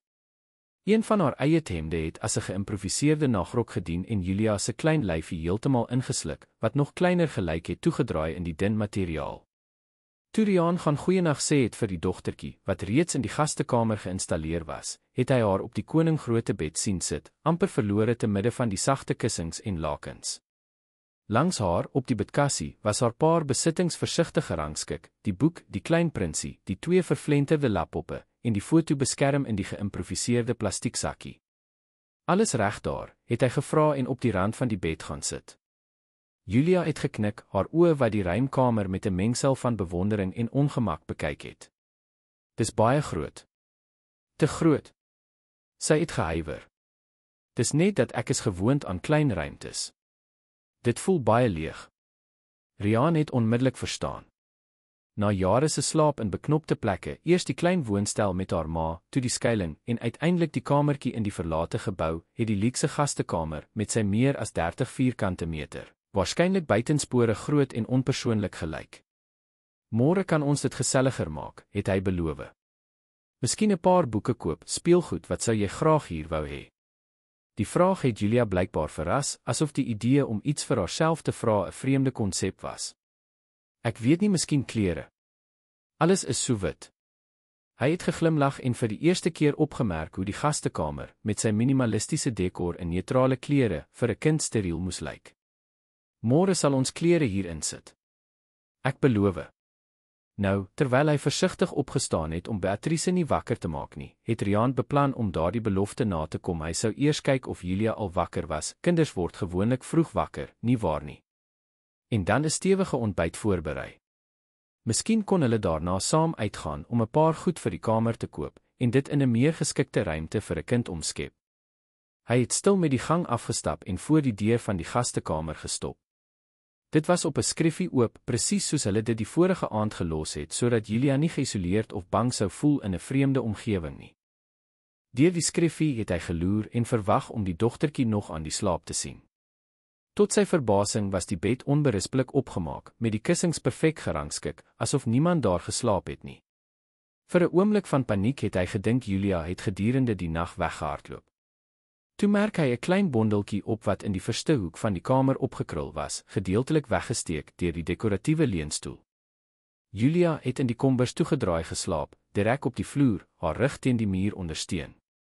Selfs in haar slaap het haar lyfie gespanne gelyk, asof sy gereed was om by die geringste teken van gevaar wakker te word. Langs haar, in 'n presiese ry gerangskik, was haar besittings, die laptoppe, die boek en die foto. Die gesig het Riaan soos 'n vuishou in die maag getref. Na 3 jaar se lewe in haglike omstandighede het Julia oorlewingsgewoontes ontwikkel wat nie oornag sou verdwyn nie. Die sagte, ruim bed, in plaas van gemak, het waarskynlik 'n blootstelling en kwesbaarheid verteenwoordig waaraan sy nie gewoond was nie. Die hoek tussen die muur en die leunstoel het gebied wat sy instinktief gesoek het, beskerming en 'n duidelike uitsig op die deur. Hy het stil teruggestap en besluit om haar nog nie wakker te maak nie. Daardie beeld het versterk hoeveel Julia stabiliteit en geduld nodig gehad het, nie net 'n dak en kos nie. Om haar vertroue in die wêreld te herbou, sou 'n stadige proses wees wat veel meer as materiële gemak sou vereis. In die kombuis het Riaan stil koffie gemaak toe hy besef hy is nie alleen nie. Beatrice het hom van die deur af dopgehou, geklee in haar sykamerjas, haar hare deurmekaar van die slaap. "Goeiemôre," het sy gegroet, haar stem nog hees. "Jy is vroeg op." "Ek kon nie veel slaap nie," het hy erken en 'n koppie koffie vir haar geskink. "Te veel op my gedagtes." Beatrice het die koppie aanvaar en langs hom teen die toonbank geleun. Vir 'n paar oomblikke het hulle in stilte gedrink, die spanning van die vorige aand wat nog tussen hulle gehang het, alhoewel aansienlik verminder. "Slaap Julia nog?" het sy uiteindelik gevra. "Ja," het Riaan geantwoord, en verkies om nie te noem waar of hoe die dogtertjie geslaap het nie. "Ek dink dit alles moet baie vermoeiend vir haar wees." Beatrice het geknik, haar blik veraf, asof sy komplekse gedagtes verwerk. "Sy is 'n ongelooflike kind," het sy opgemerk en Riaan verras. "So goed gemanierd en veerkragtig." "Ek het dit van die eerste oomblik af opgemerk," het hy saamgestem en 'n vlaag van hoop gevoel met Beatrice se spontane opmerking. Na alles wat sy deurgemaak het, behou sy steeds 'n indrukwekkende waardigheid. Nog 'n stilte het tussen hulle ingetree, hierdie keer gemakliker. Riaan het gevoel dat Beatrice iets meer wou sê, maar haar woorde versigtig gekies het. "Oor gister," het sy uiteindelik begin. "Ek weet ek was hard met jou. Die situasie het my heeltemal onkant gevang. Ek moes eers met jou gepraat het Riaan erken. Dit was impulsief om Julia te bring sonder om eers te bespreek. Maar nadat ek gesien het waar sy gewoon het, kon ek haar nie daar los nie." Beatrice het op haar lip gebyt, 'n gewoonte wat sy gehad het wanneer sy in konflik was. "Wat wil jy regtig met haar doen, Riaan? Wat is jou langtermynplan?" Dit was die vraag wat hy duidelik vermy het om te formuleer, selfs vir homself. Maar voor Beatrice se direkte blik kon hy nie meer ontwyk nie. "Eerlik. Ek wil haar 'n permanente tuiste gee. By ons." Beatrice het vir 'n oomblik haar oë toegemaak, asof die antwoord presies was wat sy gevrees het om te hoor, alhoewel sy dit reeds verwag het. "Aanneming," het sy gesê, nie as 'n vraag nie, maar as 'n stelling. "Uiteindelik, ja. As dit moontlik is. As jy instem." Sy het haar koppie met 'n versigtige beweging op die toonbank neergesit. "En as ek nie instem nie?" Die vraag het tussen hulle gehang, gelaai met implikasies. Riaan het besef hulle het 'n deurslaggewende punt bereik, 'n oomblik wat nie net Julia se toekoms kon definieer nie, maar ook die van hul huwelik. "Ek wil jou nie in enigiets dwing nie, B.A., het hy uiteindelik geantwoord. "Ek wou nooit nie. Maar ek kan haar ook nie eenvoudig weer aan die stelsel oorlaat nie. Jy het gesien hoe sy is. Hoe kan ons vir hierdie kind sê daar is nie plek vir haar hier, in hierdie reuse woonstel, in hierdie bevoorregte lewe wat ons lei nie?" Beatrice het haar blik na die kombuisvensters gedraai, waar die stad Kaapstad onder die oggendson begin ontwaak het. Toe sy hom weer in die oë kyk, was daar iets anders in haar oë, 'n mengsel van berusting en iets meer, wat Riaan nie dadelik kon identifiseer nie. "Daar is iets wat ek jou moet vertel," het sy gesê, haar stem vreemd beheers. "Iets oor." Haar woorde is onderbreek deur 'n sagte geluid wat van die kombuisdeur gekom het. Albei het omgedraai om Julia te vind wat skugter in die ingang staan, nog steeds geklee in Beatrice se groot hemp, haar deurmekaar hare wat die klein gesiggie omraam het wat nog kleiner gelyk het in die oggendlig. "Goeiemôre," het sy met 'n lae stem gegroet, asof sy bang was sy onderbreek iets belangriks. "Goeiemôre, Julia," het Riaan vinnig geantwoord en 'n glimlag geforseer om die spanning van die onderbroke oomblik te verdryf. "Lekker geslaap?" Sy het geknik, alhoewel haar oë die beleefde leuen verraai het. "Kan ek help met die ontbyt?" Natuurlik, het Beatrice ingegryp, amper verlig gelyk deur die onderbreking. "Hoekom help jy nie vir Riaan om weer pannekoek te maak nie? Jy het gister baie goed gevaar."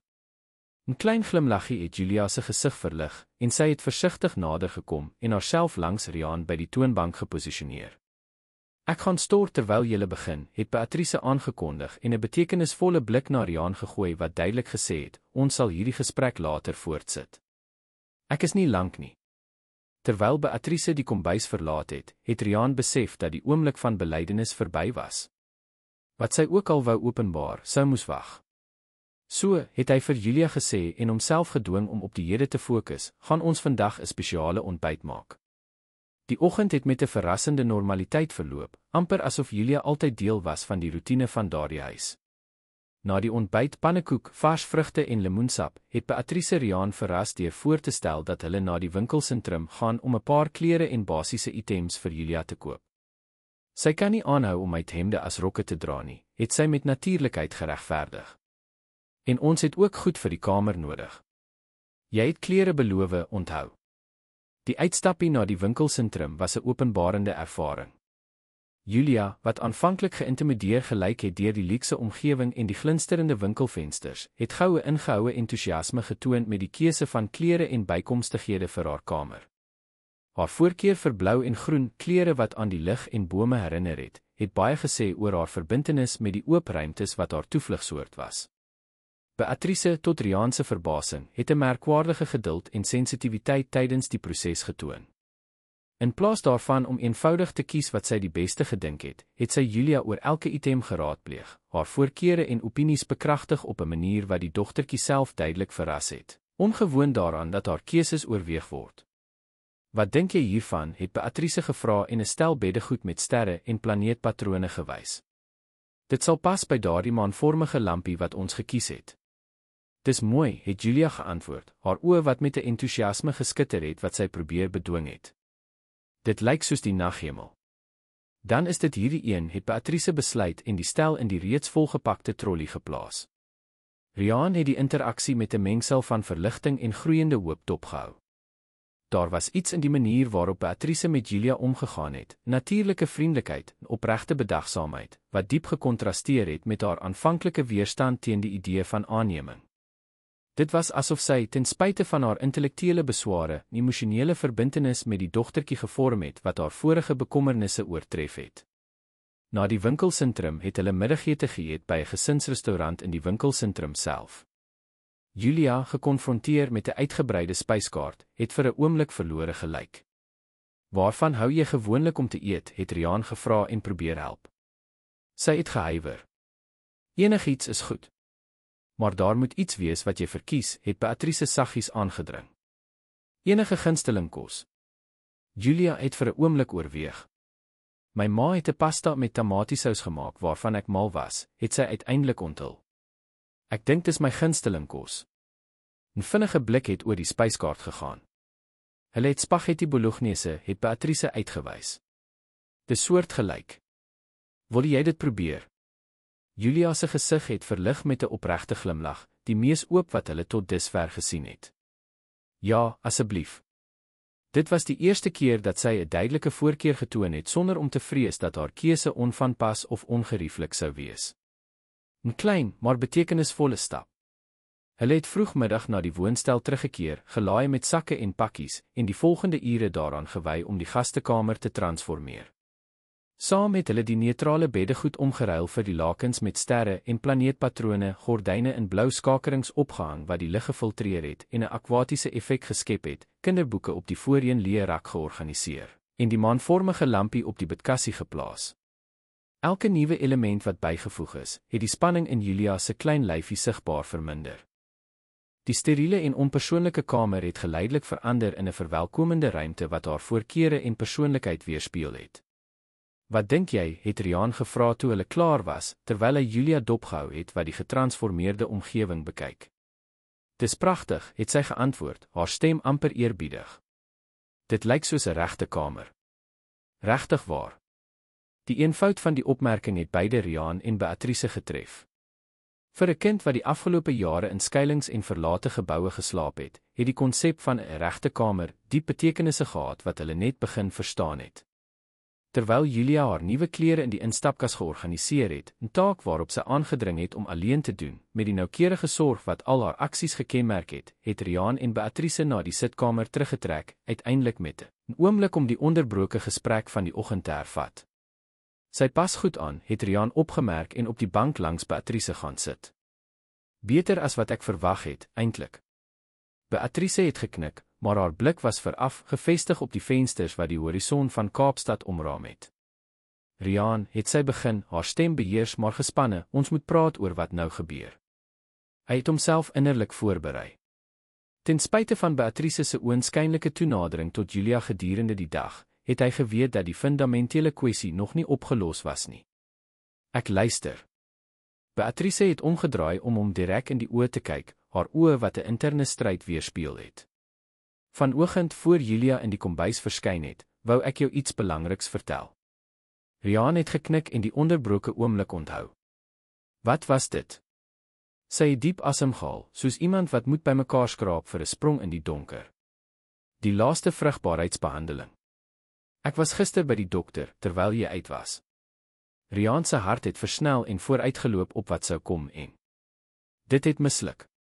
Heeltemal, het Beatrice verklaar, haar stem verbasend ferm. Termendes was hierdie keer baie duidelik. My kanse om natuurlik of selfs met behandeling swanger te raak, is feitelik onbestaande. Hy het voorgestel dat ons ander opsies oorweeg. Die stilte wat gevolg het, was gelaai met onuitgesproke betekenisse. Riaan het sy hand uitgesteek en Beatrice se gesig saggies aangeraak. Bea, ek is so jammer. Tot sy verbasing was daar geen trane in haar oë nie. In plaas van die verwoesting wat hy verwag het om te sien, was daar 'n vreemde kalmte, amper 'n berusting. Ek het gister die hele dag gehuil, het sy bely. 8 jaar se hoop, behandelings, teleurstellings, alles om by hierdie punt uit te kom. Ek was verpletter, woedend vir die wêreld, vir my liggaam, vir alles. Ek verstaan, het Riaan gemompel, alhoewel hy vermoed het hy nooit ten volle sou kon verstaan wat sy gevoel het nie. En toe het Beatrice voortgegaan, verskyn jy met Julia. Op presies die oomblik dat ek die definitiewe nuus ontvang dat ek nooit 'n biologiese kind sal hê nie, bring jy 'n kind wat desperaat 'n gesin nodig het. Riaan het sy asem ingehou, onseker waarheen die gesprek op pad was.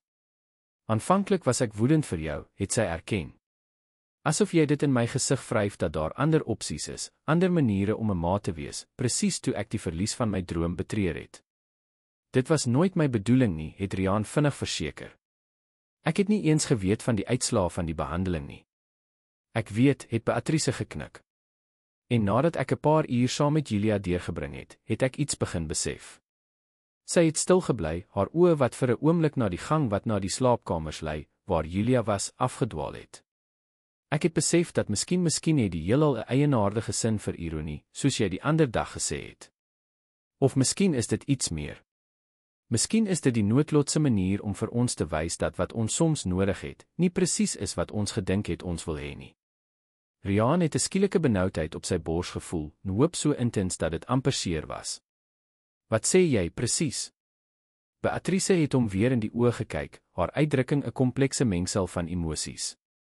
Ek sê dat miskien kan ons die moontlikheid ondersoek dat Julia by ons bly. Nie net vir 'n paar dae nie, maar permanent. Die woorde het tussen hulle gehang, gelaai met moontlikhede. Riaan het gevoel hoe sy oë met onverwagte trane vul. Is jy seker, het hy gevra, sy stem wat amper gebreek het. Ek wil nie hê jy moet dit net vir my doen, of omdat jy onder druk voel nie. Dis nie vir jou nie, het sy verseker, 'n klein glimlaggie wat op haar lippe gevorm het. Dis vir haar. Dis ook vir my. Dis moeilik om te verduidelik, maar toe ek haar vandag gehelp het om die gordyne te kies, het ek besef ek voel gelukkig. Opreg gelukkig, vir die eerste keer in 'n lang tyd. Riaan het geknik en die gevoel heeltemal verstaan. Ek het nog steeds vrese, het Beatrice erken. Ek verwerk nog steeds die rou oor die biologiese kind wat ek nooit sal hê nie. Maar miskien is dit moontlik om ruimte te maak vir 'n ander soort moederskap, 'n soort wat nie behels om 'n kind binne in my te dra nie, maar om haar in my hart te dra. Riaan kon die trane nie meer terughou nie. Hy het Beatrice in 'n drukkie getrek en gevoel dat iets wat jare lank tussen hulle gebreek was, uiteindelik begin herstel. Ons sal baie dinge moet doen, het Beatrice teen sy bors gemompel. Ondersoek instel oor aannemingsprosesse, met prokureurs praat, haar situasie wettig. Dit gaan nie maklik wees nie. Ons sal dit saam doen, het hy verseker. Een tree op 'n slag. Toe hulle uit die drukkie loskom, het albei gelyktydig die klein figuurtjie opgemerk wat stil in die gang staan. Julia het hulle met 'n versigtige uitdrukking dopgehou, asof sy bang was sy aanskou iets wat sy nie moes nie. Julia, het Beatrice saggies geroep. Kom hier. Ons het iets om met jou te bespreek. Julia het huiwerig nader gekom, haar oë wat van Riaan na Beatrice beweeg het met 'n mengsel van nuuskierigheid en vrees. Daar was iets in die atmosfeer van die kamer, in die manier waarop die volwassenes na haar gekyk het, wat belangrik, plegtig gelyk het. Sit hier by ons, het Beatrice genooi en die spasie tussen haar en Riaan op die bank aangedui. Die dogtertjie het gehoorsaam en versigtig op die rand van die sitplek gaan sit, haar klein handjies op haar skoot gevou. Sy het een van die nuwe uitrustings aangehad wat hulle daardie middag gekoop het, neons en 'n turkooisblou blouse wat die brein van haar oë beklemtoon het. Haar hare, nou skoon en gekam, het in sagte golwe om haar gesig geval en delikate trekke onthul wat die vuilheid en vorige verwaarlosing gedeeltelik verberg het. Julia, het Riaan begin en sy woorde versigtig gekies, Beatrice en ek het oor jou gesels. Oor jou situasie. Die dogtertjie se postuur het amper onmerkbaar verstyf, asof sy haarself voorberei vir slegte nuus. Gaan julle my wegstuur, het sy direk gevra, haar stemmetjie klein maar ferm. Nee, het Beatrice onmiddellik geantwoord en beide Julia en Riaan verras met die spoed en oortuiging van haar antwoord. Eintlik wil ons iets heeltemal anders voorstel. Die spanning in Julia se skouers het effens verminder, maar die versigtigheid het in haar oë gebly. Jare van teleurstellings en verlating het haar geleer om nie maklik hoop te koester nie. Ons wil graag weet, het Beatrice voortgegaan, hoe jy sou voel daaroor om by ons te bly. Nie net vir 'n paar dae of weke nie, maar permanent. As deel van ons gesin. Julia se oë het gerek, 'n rou en kwesbare emosie wat oor haar gesig geskiet het voordat sy dit kon beheer. Soos aanneming, het sy gevra, die woord wat amper in 'n fluistering uitgekom het. Ja, het Riaan bevestig. Aanneming. Ons sou natuurlik deur wettige prosesse moes gaan. Daar sou forums, onderhoude, besoeke van maatskaplike werkers wees. Maar op die ou end sou jy wettiglik ons dogter wees. Hierdie sou jou tuiste wees, vir altyd. Julia het vir lang oomblikke stil gebly, haar blik gefestig op 'n onbepaalde punt voor haar. Toe, soos sy gereeld gedoen het, het sy effens na die leë spasie langs haar gedraai, asof sy 'n onsigbare teenwoordigheid raadpleeg. Wat dink jy, mamma, het sy saggies gemompel, en blykbaar vir 'n oomblik van die volwassenes se teenwoordigheid vergeet. Sou dit reg wees as ek 'n nuwe gesin het? Sou mamma nie hartseer wees nie? Riaan en Beatrice het emosionele blikke uitgeruil en die diepte van die oomblik wat hulle aanskou het, verstaan. Julia het nie net hul voorstel oorweeg nie, sy het die seun van haar oorlede ma gesoek, die enigste stabiele emosionele verbintenis wat sy in haar kort lewe geken het.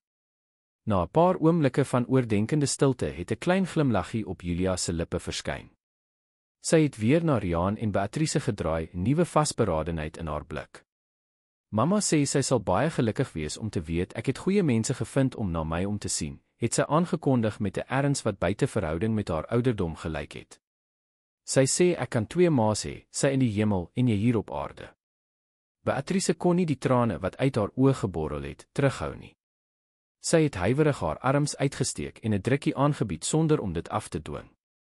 Tot haar verbasing het Julia die uitnodiging aanvaar en haarself met 'n onverwagte intensiteit teen haar bors gegooi, asof sy uiteindelik jare se ingehoue emosies vrygelaat het.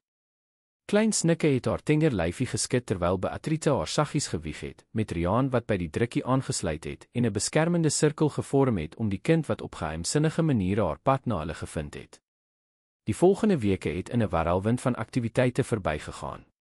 Die spontane besluit om Julia te verwelkom, moes nou deur die komplekse paaie van die Suid-Afrikaanse birokrasie geformaliseer word. Riaan het die beste prokureurs wat in familiereg spesialiseer gehuur wat die egpaar oor die aannemingsproses gelei het.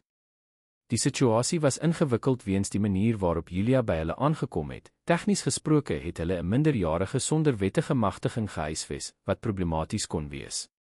Die bekwaamheid van die prokureurs en Riaan se invloed in die Kaapse sakewêreld het egter baie struikelblokke uit die weg geruim.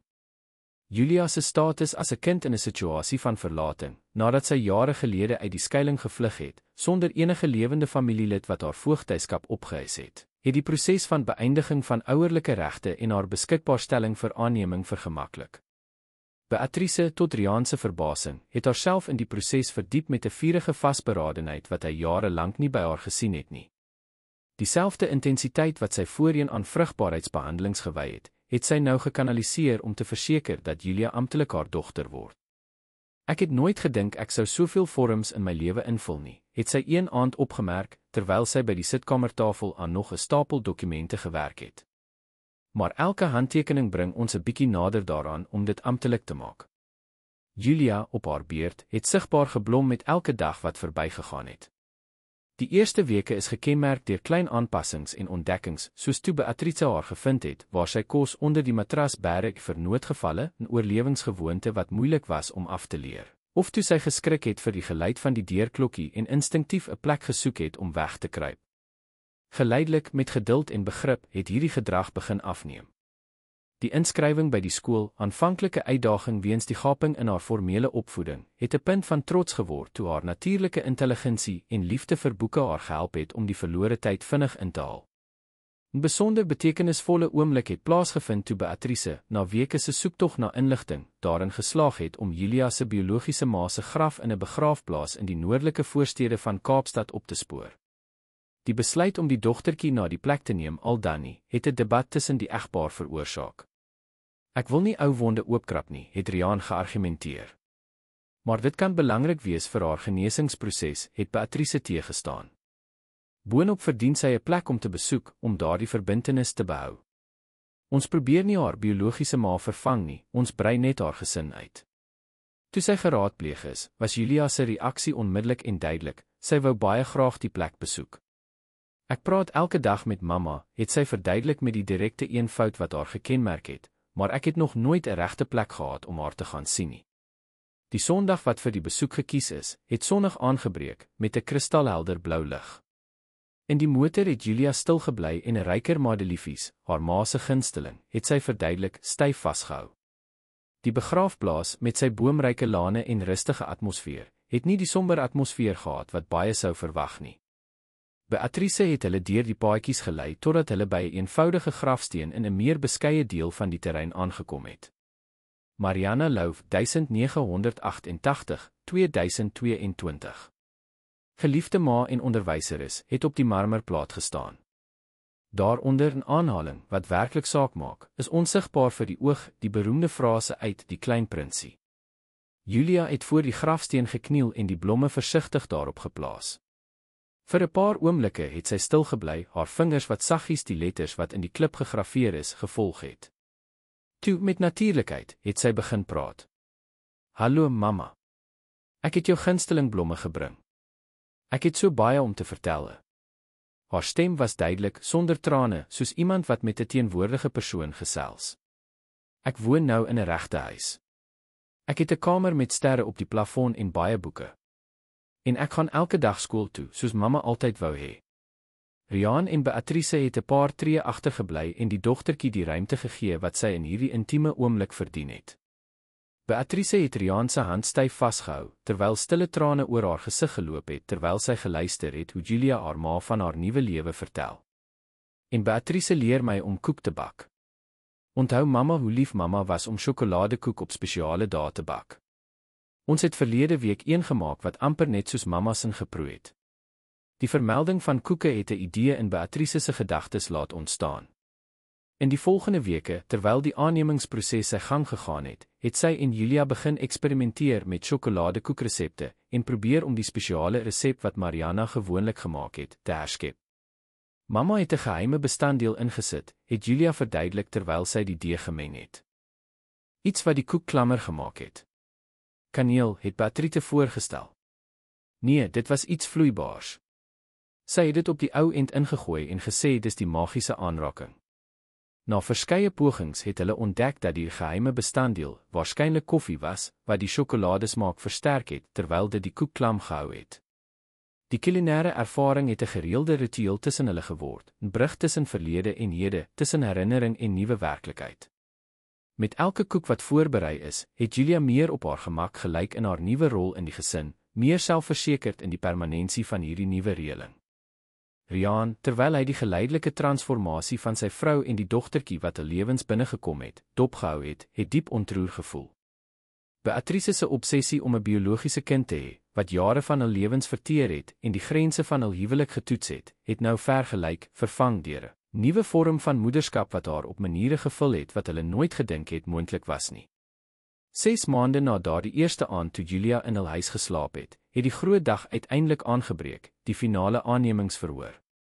Geklee in hul beste klere het die 3 senuweeagtig in die hof gewag, met Julia tussen Beatrice en Riaan, wat albei sy hande vasgehou het. Toe die regter sy besluit aangekondig het, die aanneming amptelik goedgekeur en Julia as die wettige dogter van Riaan en Beatrice de Villiers verklaar het 'n onsigbare gewig uit die kamer gelyk of dit verdwyn.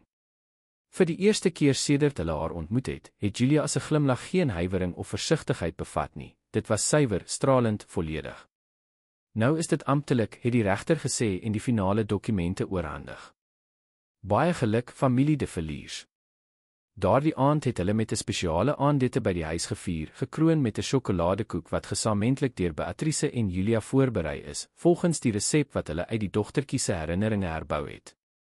Tydens die aandete het Riaan 'n aankondiging gemaak wat hy weke lank beplan het. Ek het 'n idee vir 'n nuwe projek, het hy begin en van Julia na Beatrice gekyk. Geïnspireer deur ons reis. Hy het toe sy plan verduidelik om 'n sosiale program te begin wat aan die ketting van fyngebakwinkels gekoppel is, waar kinders in kwesbare situasies sou leer om koeke en gebak te maak, en nie net beroepsopleiding sou ontvang nie, maar ook aandag, sorg en die geleentheid om selfvertroue te ontwikkel deur die kuns van fyngebak. Ons kan dit die Mariana-projek noem, ter ere van jou ma, het hy voorgestel en dopgehou hoe Julia se oë met trane van emosie vul. Wat dink jy? Sy sou daarvan gehou het Julia geantwoord, haar stem gebroke. Sy het altyd gesê onderrig was haar manier om die wêreld te verander, 1 leerling op 'n slag. Die Mariana-projek het beskeie begin, met 5 kinders wat 2 keer per week in die industriële kombuis van die hoofdak bymekaar gekom het. Julia, met haar persoonlike ervaring en natuurlike empatie, het 'n onskatbare brug geword tussen die agterdogtige kinders en die goedbedoelde volwassenes wat hulle probeer help het. Ek het ook op straat gewoon, het sy openlik aan die nuwe deelnemers vertel. Ek weet hoe moeilik dit is om te vertrou. Ek weet hoe dit voel om te dink niks goed sal hou nie. Maar soms, wanneer ons dit die minste verwag, verras die lewe ons. Binne 'n paar maande het die projek tot 20 kinders gegroei, met 'n aansienlike waglys. Die impak op die deelnemers se lewens was sigbaar, nie net deur die tegniese kennis wat opgedoen is nie, maar deur die transformasie in hul selfbeeld en toekomsperspektiewe. Een van die mees emosionele stories het na vore gekom toe 2 susters van die projek, 6 en 8 jaar oud, aangeneem is deur 'n paartjie wat die meisies tydens 'n proefgeleentheid wat deur die Mariana-projek bevorder is, ontmoet het. Die ketting van liefde wat met 'n eenvoudige versoek om 'n vervalde koek begin het voortgegaan om uit te brei en al hoe meer lewens te beïnvloed. Op 'n Sondagoggend, presies 'n jaar na die amptelike aanneming, het die familie de Villiers weer Mariana se graf besoek. Hierdie keer benewens die tradisionele madeliefies, het hulle iets spesiaals gebring, 'n klein sjokoladekoek, voorberei met die herboude resep. Terwyl Julia opgewonde met haar ma gesels het, en vertel het van die projek wat haar naam dra en die kinders wat gehelp word, het Beatrice en Riaan op 'n afstand dopgehou, hand aan hand. Wie sou kon dink, het Beatrice gemompel, dat 'n stuk weggegooide koek ons lewens heeltemal sou verander.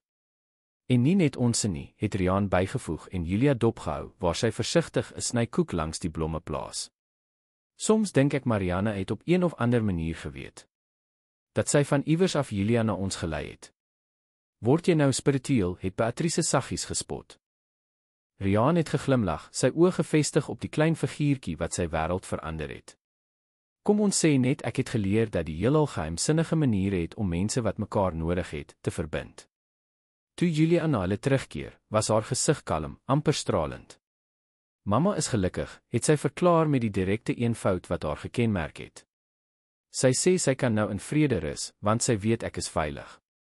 Beatrice het haar arms om die dogtertjie se skouers gesit in 'n sywaartse drukkie. En is jy? Veilig, bedoel ek. Julia het opgekyk, eers na Beatrice, toe na Riaan en uiteindelik na die blou lig bo hulle. Haar glimlag het die wysheid bevat van iemand wat beide verlies en hergeboorte geken het. Ek is meer as veilig, het sy geantwoord. Ek het nou 2 gesinne, een hier en een in die hemel. Hoe kan ek nie veilig wees nie?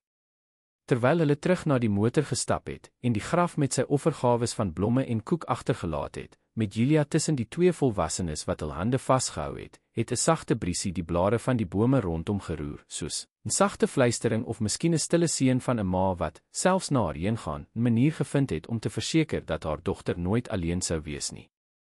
Einde van die storie. Liewe luisteraars, ons hoop dat die reis van Julia, Riaan en Beatrice julle harte geraak het soos dit ons geraak het.